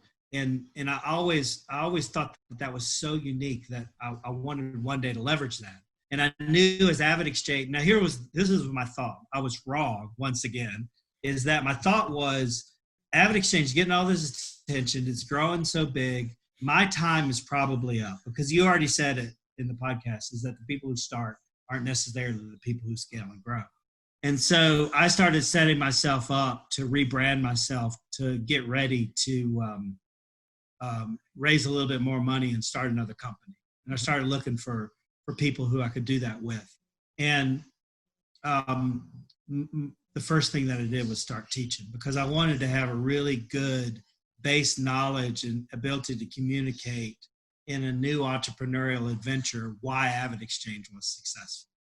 And that's it. Oh, that's awesome. And then I grew my beard. So you might have some competition. Have you met Jeff Brokaw yet? I know. He's got a strong beard game too. Yeah, Jeff is a lot younger than me, so he's got that young man testosterone. So his beard grows faster than mine. So yeah, I met Jeff. So I've heard you chat about your convergence theory of entrepreneurship. I love this model. I think it pulls together some things that I've kind of known, but I haven't really been able to articulate or heard somebody else articulate. Do you want to just maybe talk about what that convergence theory of entrepreneurship is and how you came to realize this?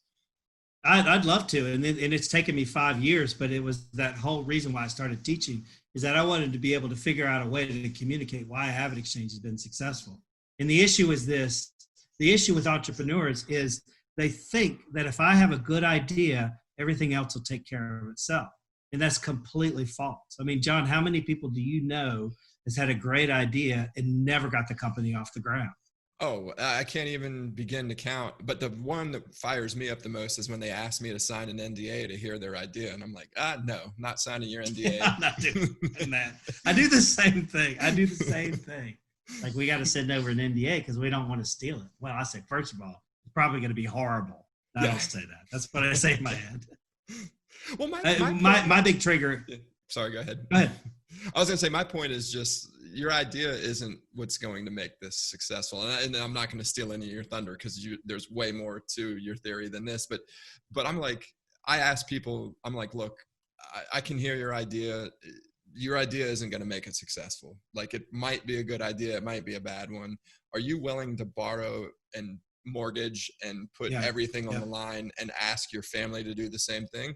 No, then it's only going to be an idea, and let's keep it there and let's not go beyond that, because Mike Prager didn't start Avid with an idea. Mike Prager started Avid with, I am so bought into this that I will convince my friends to join me. I don't know if I can pay them. I don't know how I'm going to pay them. I don't know how I'm going to raise the money, but I know I can figure all of that out. And that's a very different thing than an idea. And you don't need an NDA to know that you should copy that, right? Yeah. And I mean, it's all grit, perseverance. You're exactly right. That was Mike's thing, is that I like to call him ready. If you heard fire, aim, ready, aim, fire, we're action oriented. And so the convergence theory, what it does is it helps people focus on the fact that, well, you have an idea, the MVP, and I always like to say, AvidXchange is great because we put the M in MVP. One of our most profitable products today started with a spreadsheet and a telephone, and that's it. I mean, that is M. That is M. Yep. So minimal viable product. And the thing about it is, now looking back, I explain it, but I say we were just trying to survive. And what survival did is that we created a product, we gave it to a customer, they gave us feedback on it. And initially the feedback was always negative. And then what we do is that is very good feedback. Good feedback, nothing, right? Everybody gives good feedback. No feedback, terrible. Bad feedback, good. Bad feedback, good. And by the way, passionate bad feedback, great. Because I found out on the products that didn't work is people were like, yeah, this is pretty good. And the products that did work, they were like, what are you guys, idiots? I can't believe you don't know this. It's got to do this. And if it doesn't do this, I can't use it, and looking, even though I hated getting those conversations, and they always were kind of soul crushing to me, because we're putting the thing out there and they're just bashing. I'm like these jerks. But looking back, what I see now is the customer is not saying you guys are idiots. The customer is saying, you got a great idea. You totally let me down. Yeah. And I said, and now I look back and really get fired up about that, because that's the kind of feedback you want. You want people to be pissed off. Yeah. You don't want them to be pissed off for long periods of time, but that initial response is like, I like this, but man, you are really screwing it. So we always adjust, and it's this up and down thing. So we give it to the customer, it comes back. We give it to the customer, it comes back and forth. And then the second part of the convergence theory is that you have to have people collecting that information. And those are usually you in the very beginning, but then it's your early employees, and they have to convert it into wisdom. And the wisdom creates leadership. And then the leadership creates this effect where at one point they were getting schooled. They were just getting bashed over the head. I can't believe you guys are doing this. You're idiots. I remember one lady got so mad. She said, it's like I'm dealing with 5 men and a laptop. And she slams the phone down. And on the dial tone, I'm like, we all have laptops. That was my big comeback. So it's just taking that and converting that into wisdom, and the wisdom becomes experience. And then the experience then is used to help the customer think about the offering different. And it sounds like this. Whereas before it was just like, okay, I hear you. Yeah, I hear you. Yeah, we can fix that. We can fix that. And then now it's, hey, here's a couple of other options. Here's 3 things that you should think about. By the way, if you want to do business with us, you should get together and have a conversation about this. That's wisdom. Yeah. And that's the good stuff. That is the good stuff that people need. By the way, I'm a big fan of saying, if you're a salesperson, you have got to know more than what's on the internet, because if you don't, you're completely in the way. And that's the wisdom that I'm talking about. You have to have unique information that the customer needs, and that only comes from that really harsh negative feedback. The last thing is this, is that whatever you do, it's got to be innovative. And I think we talked about this, because this is the piece that people really get a lot out of. Hopefully this is going to hit you guys right. And that is, I had to reconstruct my own definition of innovation. And I landed on this, in that here's my definition of innovation. It's better than what it was. And that's it. And the reason why that I think that that's a good definition, and a reason why I think people like that definition, is it can be applied to so many things and it's really easy to use. And then the other thing that it does, and this is super important, is it celebrates small innovation. You know, Elon Musk is trying to send a rocket ship to wherever. And that's innovative. But here's the thing. I can't do that. I'm not going to do that. If you want to know why AvidXchange is so good, is that we've had small innovations over a long period of time. And my definition is it's better than what it was. Now, it puts a little bit of an onus on you as an entrepreneur, because you got to explain what it is. You got to explain what could it be. You got to help them think into the future. And then you have to explain, this is the piece that took us 7 years to figure out, is you have to explain, why is that important? Because we knew it was important. We just weren't transferring it over to our potential customer. And so when you're innovative, it's better than what it was. You've got to explain what the difference is and why it's important. Now, here's the last thing. Oops, sorry. I love that. I was just going to say, I love that definition, because I get really hung up on 10x improvements. And I think there is something to be said for 10x improvements, but there's also something to be said for incremental, and you wake up one day and it's 10x better. And that's I think that's a very powerful way of thinking. And if you look at what's converging, it's called the Convergence Theory, because all these things are coming together. And it's not just the idea. Now, it starts with the idea, but it's the customer's feedback and use on the idea. It's their negative feedback and use on the idea. It's someone absorbing that for future leadership, and it has to be innovative. Because if it's not innovative, what happened, and we learned this in our first 3 products, is that our customers had a better place they can go get it done cheaper. That's what innovation does, is it keeps your customer engaged in that back and forth feedback loop. And if it's not innovative, they'll just go. So if we started a rideshare app and we had our first crash, they're going to go to Uber. It's real simple. But this is the can I pat myself on the back? This is where the genius of the theory comes in, if I can say so myself. If you won't say it, I'll say it for you. This is where the genius comes in, folks. Okay, good. We can edit that other part out. And the genius of the whole thing is that all of that stuff naturally converges when you charge someone for the value that you produce. You have got to charge people the value, and by the way, don't discount, because it's so valuable. We're like, this thing is worth $100,000. So let's sell it at $1,000 and get a bunch of them. It does not work. This is one that's been very instructive for me, and I've been using it with all the businesses that we're involved with. I've been talking about it a lot since talking with you. I really like your notion of value-based pricing, and I believe I don't want to steal your thunder, but I think your theory is that you're not stealing it. Your theory is, I'd rather you say it. Yeah, if I save you $100,000, you should gladly pay me $10,000. Is that a rough summation? And that fits with the 10x theory that Peter Thiel talks about, right? Like it's a very powerful mechanism. By the way, an AvidXchange investor. Let's go ahead and get that out there. So everything converges when you charge somebody to do something, or when you charge someone to produce something. And value-based pricing, like you said, has 2 sides to it. There's a side that you mentioned, whereas I'm going to save you this much money if you do business with me. And there's another side that says, I'm going to make you this much money if you do business with me. Top line versus bottom line. Yeah. Yep. You combine those 2 numbers and take 10%. Now, what that does is that forces you to do a couple of things. That forces you to materially explain on a spreadsheet what the impact of your offering is going to be. Most people can't do that. And that helps people digest the impact of what you're doing. Don't sell software, sell impact. Mm-hmm. Software does the work. The impact is what people should buy. And, it forces you, if you buy into value-based pricing, it forces you to materialize the impact in a way that customers can understand it. And I always say this, it's not about the money. It's not about the money. The money symbolizes value. That money is the straightest and quickest path to value. People still buy value. I don't think that's going to change.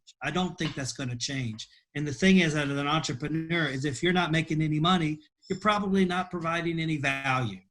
I hate to be that. I don't hate to be that. I love to bust people over the head on that. It's like, we just can't seem to turn any money. It's like, well, it doesn't do anything.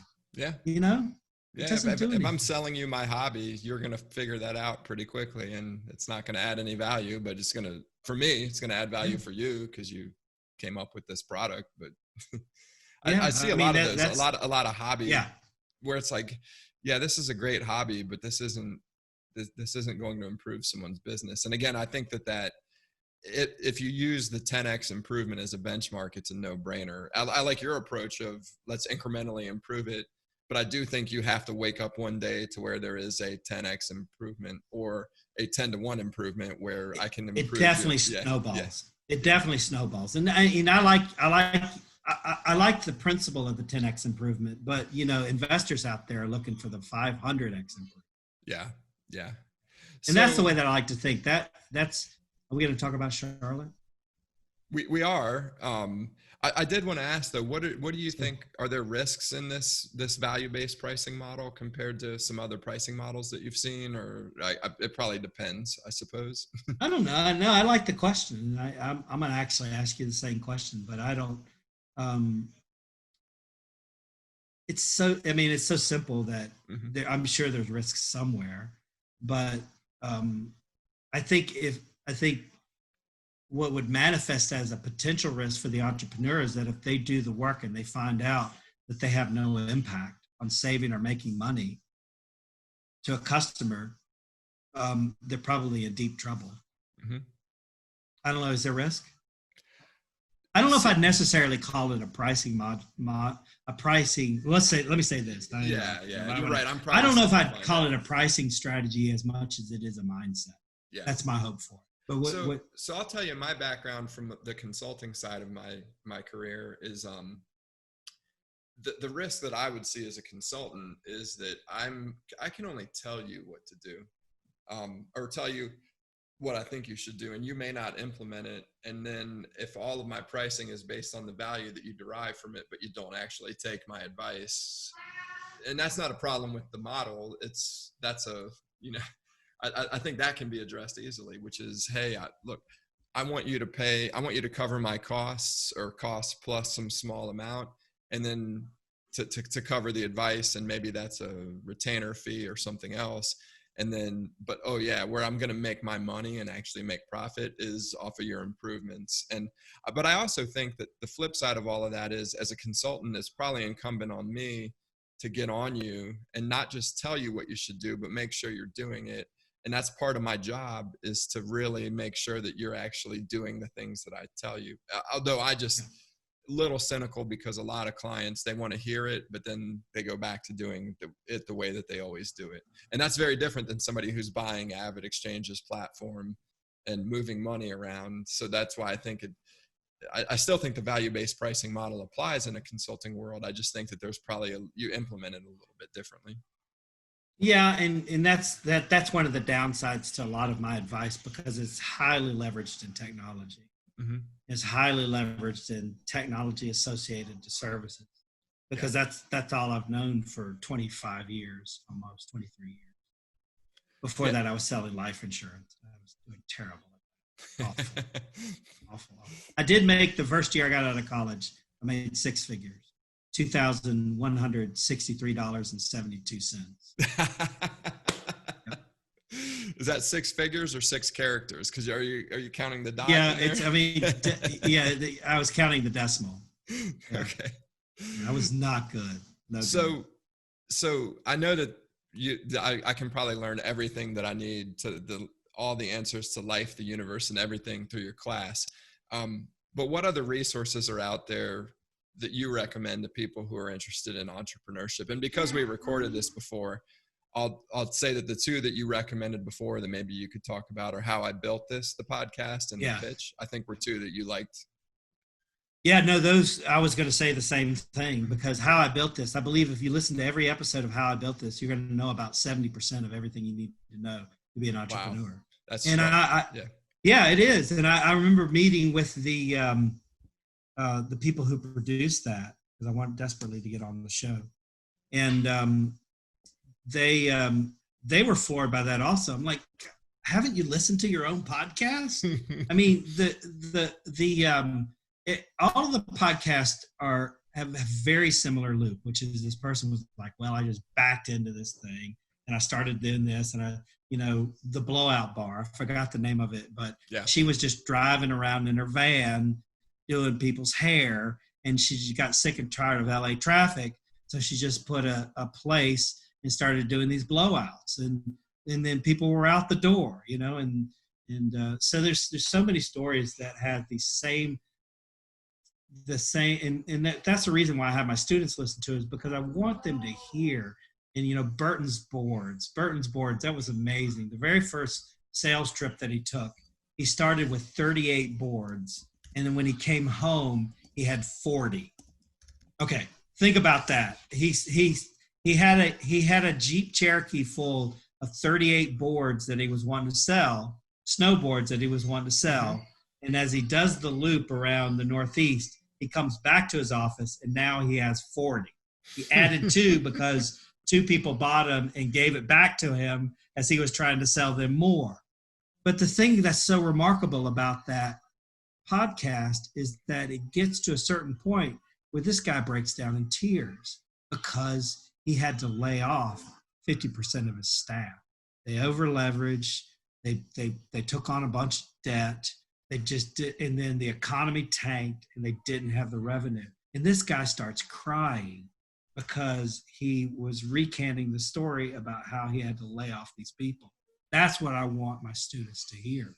It's not spreadsheets. It's not PowerPoints. It's not boardrooms. It's people doing things that are highly emotional. That's the thing. No, that's very powerful for sure. And it's wonderful that we have podcasts as a medium. I heard that there's nearly 1 million podcasts that are out there, which means there's a lot of noise. But I think if you can find the signal, there's some really, really good, relevant content out there. And it's not controlled by anyone. 950,000 of them. 950,000 of them are horrible. Yeah, exactly. Exactly. So I do want to talk, you mentioned it briefly before, the Charlotte scene. What's changed? Because you've been here a while, you've been in North Carolina a while. What's changed in the Charlotte startup and or tech scene? Because I realize they're 2 kind of different things. But what's changed since you started? Well,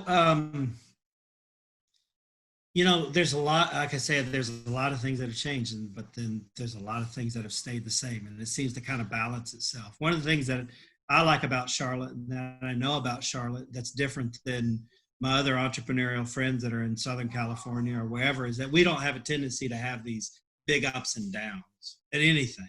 Just look at consumer-based stuff like housing. If you buy a house at $300,000, the chances of you selling that house at $300,000 are pretty good, 5 years later. It's not like going to be like in Southern California where you sell it for $8 million. So, but that effect has created a weird kind of business thing where we don't get a lot of these, hot market stuff. We don't get a lot. I was visiting with a municipality, and I won't name them, but they were putting on the Dog and Pony Show because they felt like we could probably do some hiring in their city. And it's true, we were kind of checking them out to see what was going on. And I said, look, here's the thing. You're developing this downtown business ecosystem. You're putting a bunch of money into it to attract tech companies. Are you doing this because you see that it's bubbling up, or you need to do it to save your economy? You should have seen the look on their face, because it was shocking. And they didn't have an answer for that, and I didn't do that purposely, just to I didn't want to hit them over the head with this thing. But I wanted to know, where are they coming from on this thing? Do you have to do it? Is your economy taken? And that's the thing I love about Charlotte, is that we just don't have ups and downs. But then that means that we just don't have these huge kind of big swings to this, and then big swing to that, and then big swing to this. It's always been pretty level. The one thing that I see that I like is that you got an AvidXchange, and then you got, on the outskirts of the city, you got a Red Ventures, and you got, you already mentioned Passport, Deal Cloud, and Map Anything. Map Anything, yeah. And so that I've really been, I think it's quietly been interesting that these tech companies are bubbling up like that. And I like that. I'm glad you brought that up, Chris, because this is a pet peeve of mine, and I have a love-hate relationship with the quote unquote startup community. On the one hand, I think startup communities are great, but I think startups are even better. And nothing starts a startup community the way that successful startups do. And I came from DC, where we saw AOL create magnificent wealth and all sorts of talent, and it led to VCs, and it led to entrepreneurial communities, and it led to a lot of things that actually Charlotte and Raleigh are benefiting from. I think we put the cart before the horse when we create the community without the entrepreneurs. And that's what's exciting to me. I did William Bissett's podcast 2 years ago, and he kept talking about Pragerville. He was talking about that in the context of Coach K-ville or Krzyzewskiville in Duke. Right. And he's like, you can see, though, that what's happening at Avid right now is going to set the stage for things that we can't even imagine 10 or 15 or 20 years from now.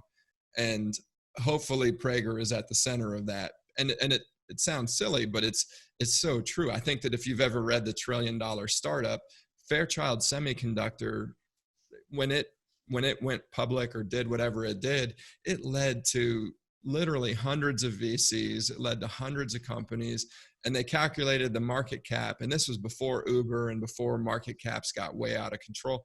It was $1 trillion of market cap created by one company. And I think it's that simple. I think we don't need VCs. We need success stories. And Avid's a great one. Red Ventures is a great one. Passport, I think, is going to be a great one. I think Pazer is going to be a great one. Map Anything was one. And to me, that's the most encouraging thing. I love what people are doing in the community, but I think that the real catalyst is success and celebrating that success. Yeah. I completely agree. And I personally, I want this place to be known as the bootstrap capital of the world. That's not an agenda of mine. That's advice I'm just trying to give to anybody. Come bootstrap the company here, because we have the environment that'll create. If you look at all of the companies that you named, it's no secret because it's public information. AvidXchange and what's the name of the parking company? Passport. My mind yeah. there. Passport. Why did I forget that? Let's edit that out. But we're both backed by Bain Capital, and there's Bain. And Matt Harris is on both of your boards, which is a very big coup, by the way, for both of you. Oh yeah, I just like hanging out with.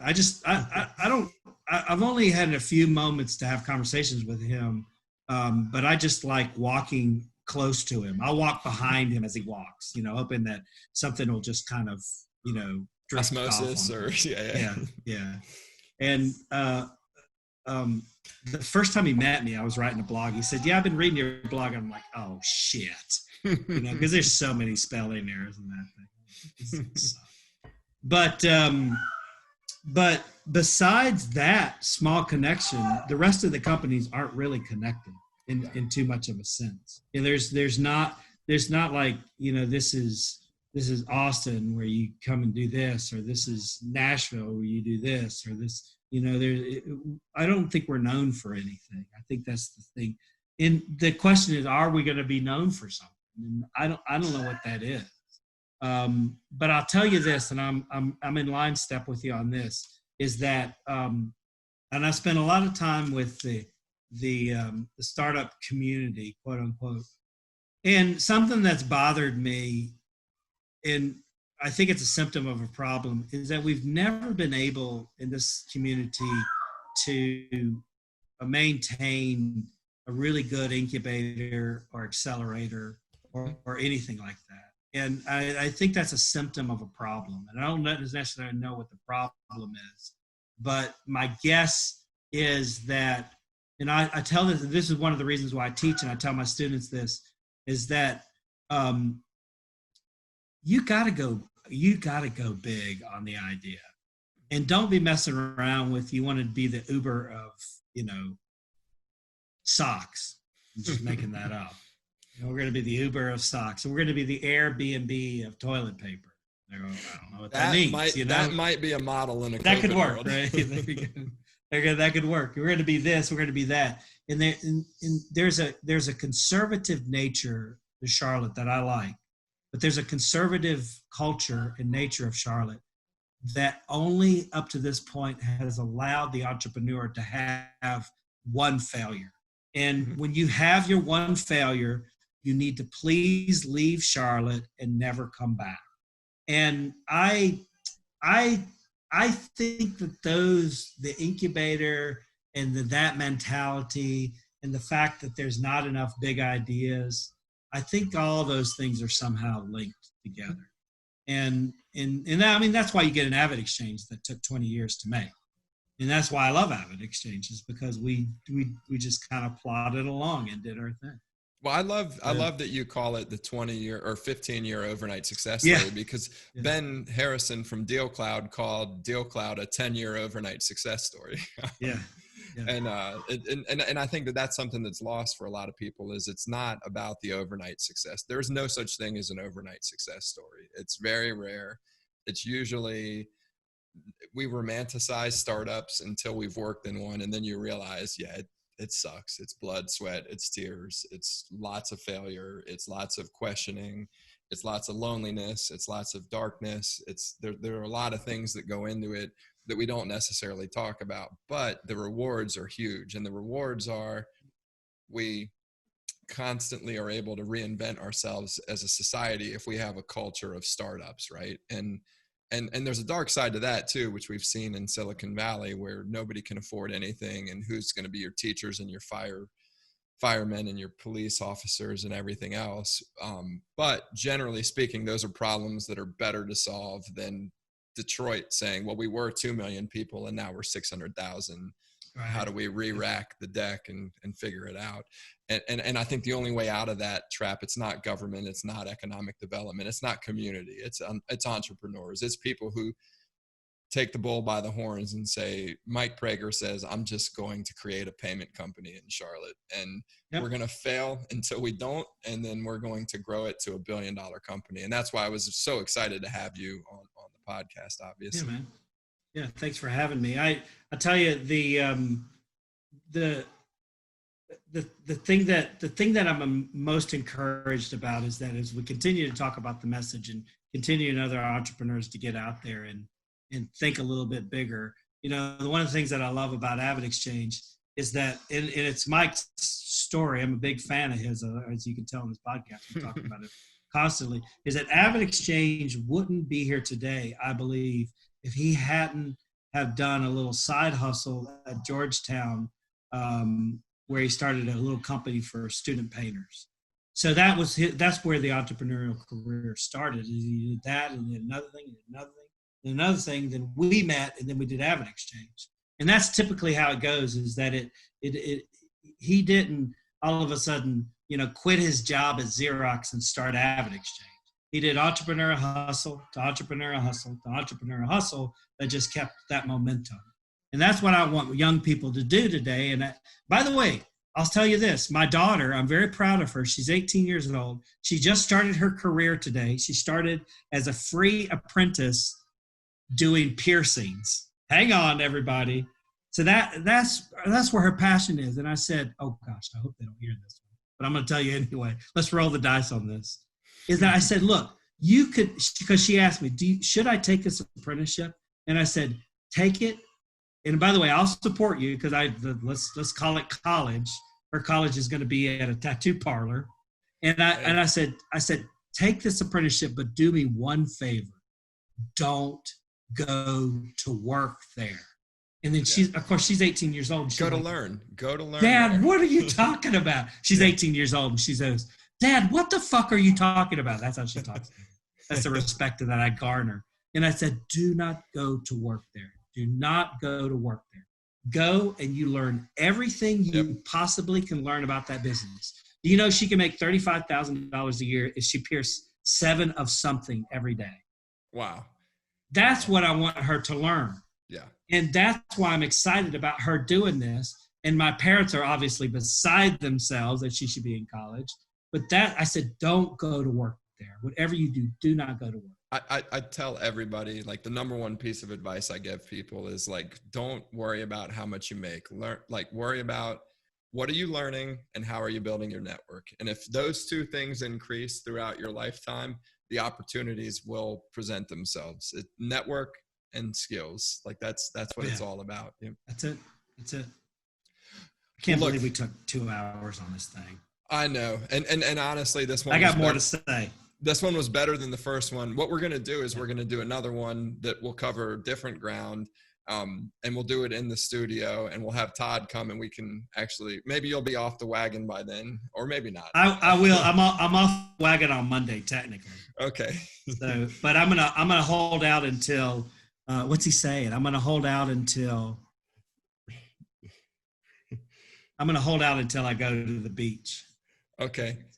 Absolutely. Well, yeah, and I'm trying to plan a beach trip as well. So thankfully things are starting to open up. Hopefully we're able to stay safe. I hope, Chris, you're able to stay safe with your family, with your AvidXchange family. I really appreciate you taking the time to do this twice. And I'm really happy with the second one. I think it turned out better than the first one even. So, I think it did too. Are you seeing what Todd's trying to do? I can't see what Todd's trying to say, so I'm going to unmute him. Todd, how's it going, man? Are you going to say? So 2 things. 2 to the power of 32 divided by the number of service merchandise store closings times the Sears catalogs equals philosophy and the Elmore paradox. Okay. That sounds like flawless logic to me. I don't know how I could. That was genius. That was genius. And the other is rear B&B for the toilet paper industry. Oh yeah, rear B&B. I love that. Actually, my big thing is going to be I'm helping people in their 80s and 90s get their photos posted online, and I'm going to call it Instagrams. So I'm going to send you a link. Or Instagrams. I'm going to send. That's what I said. Instagram. Oh. So here's check these guys out. This is actually somebody that I interviewed on the podcast. They're selling about 400 to 500 of these units a day to seniors. It's a fully integrated tablet that they sell to grandparents, 80s, 90s. Oh, geez. They do Pandora. So you don't even know that you're listening to Pandora. You don't know that you're looking at an Instagram or a Dropbox feed. They even literally integrate with Lyft. And if grandma likes to go to bingo on Wednesdays, they'll send a Lyft driver and they call grandma on the pad and they say, your Lyft driver's coming. It's Jeff. He's in a purple, Caprice Classic or whatever he's driving. And really a fantastic way to connect. But yeah. So anyways, I thought you might find that interesting. I'm owning one of those. I got to get this for my dad because my dad, I bought him an iPad and he said it's stuck on the Weather Channel. He didn't know that you click the little button. He said it's been stuck on the Weather Channel for 6 months. So Scott, who created this product, is one of the best product guys I've ever met. His team launched the Apple Bank of America app that Steve Jobs famously showed when they launched the App Store. And then he went to Intuit and ran mobile products for 4 years. And then he started advising startups, and then he started his own. And it's amazing the depth that he went to in terms of products. He figured out, number one, seniors can't press the button. Like they shake, they can't really press the button. They can't plug in the iPad connector. So he did wireless charging from day one because they can set it into a thing, but they can't really press the button. The other thing he figured out is that most touchscreens rely on oil in your skin. And if you're 90 years or older, the oil drops. So they use a completely different technology. Yeah. It's just little things like that. It's pretty amazing. I'm checking this out. I'm going to own 2 of these, I'm sure, maybe 4. Well, let me know when you buy them. I want my commission from Scott. There you go. You got it. All right. Well, look, thanks so much, Todd. Thank you for sitting in and helping us out with the audio. It sounds a whole lot better for sure. And we'll talk again soon, Chris. Yeah. Thanks, guys. Appreciate it. All right. Cheers. Bye-bye.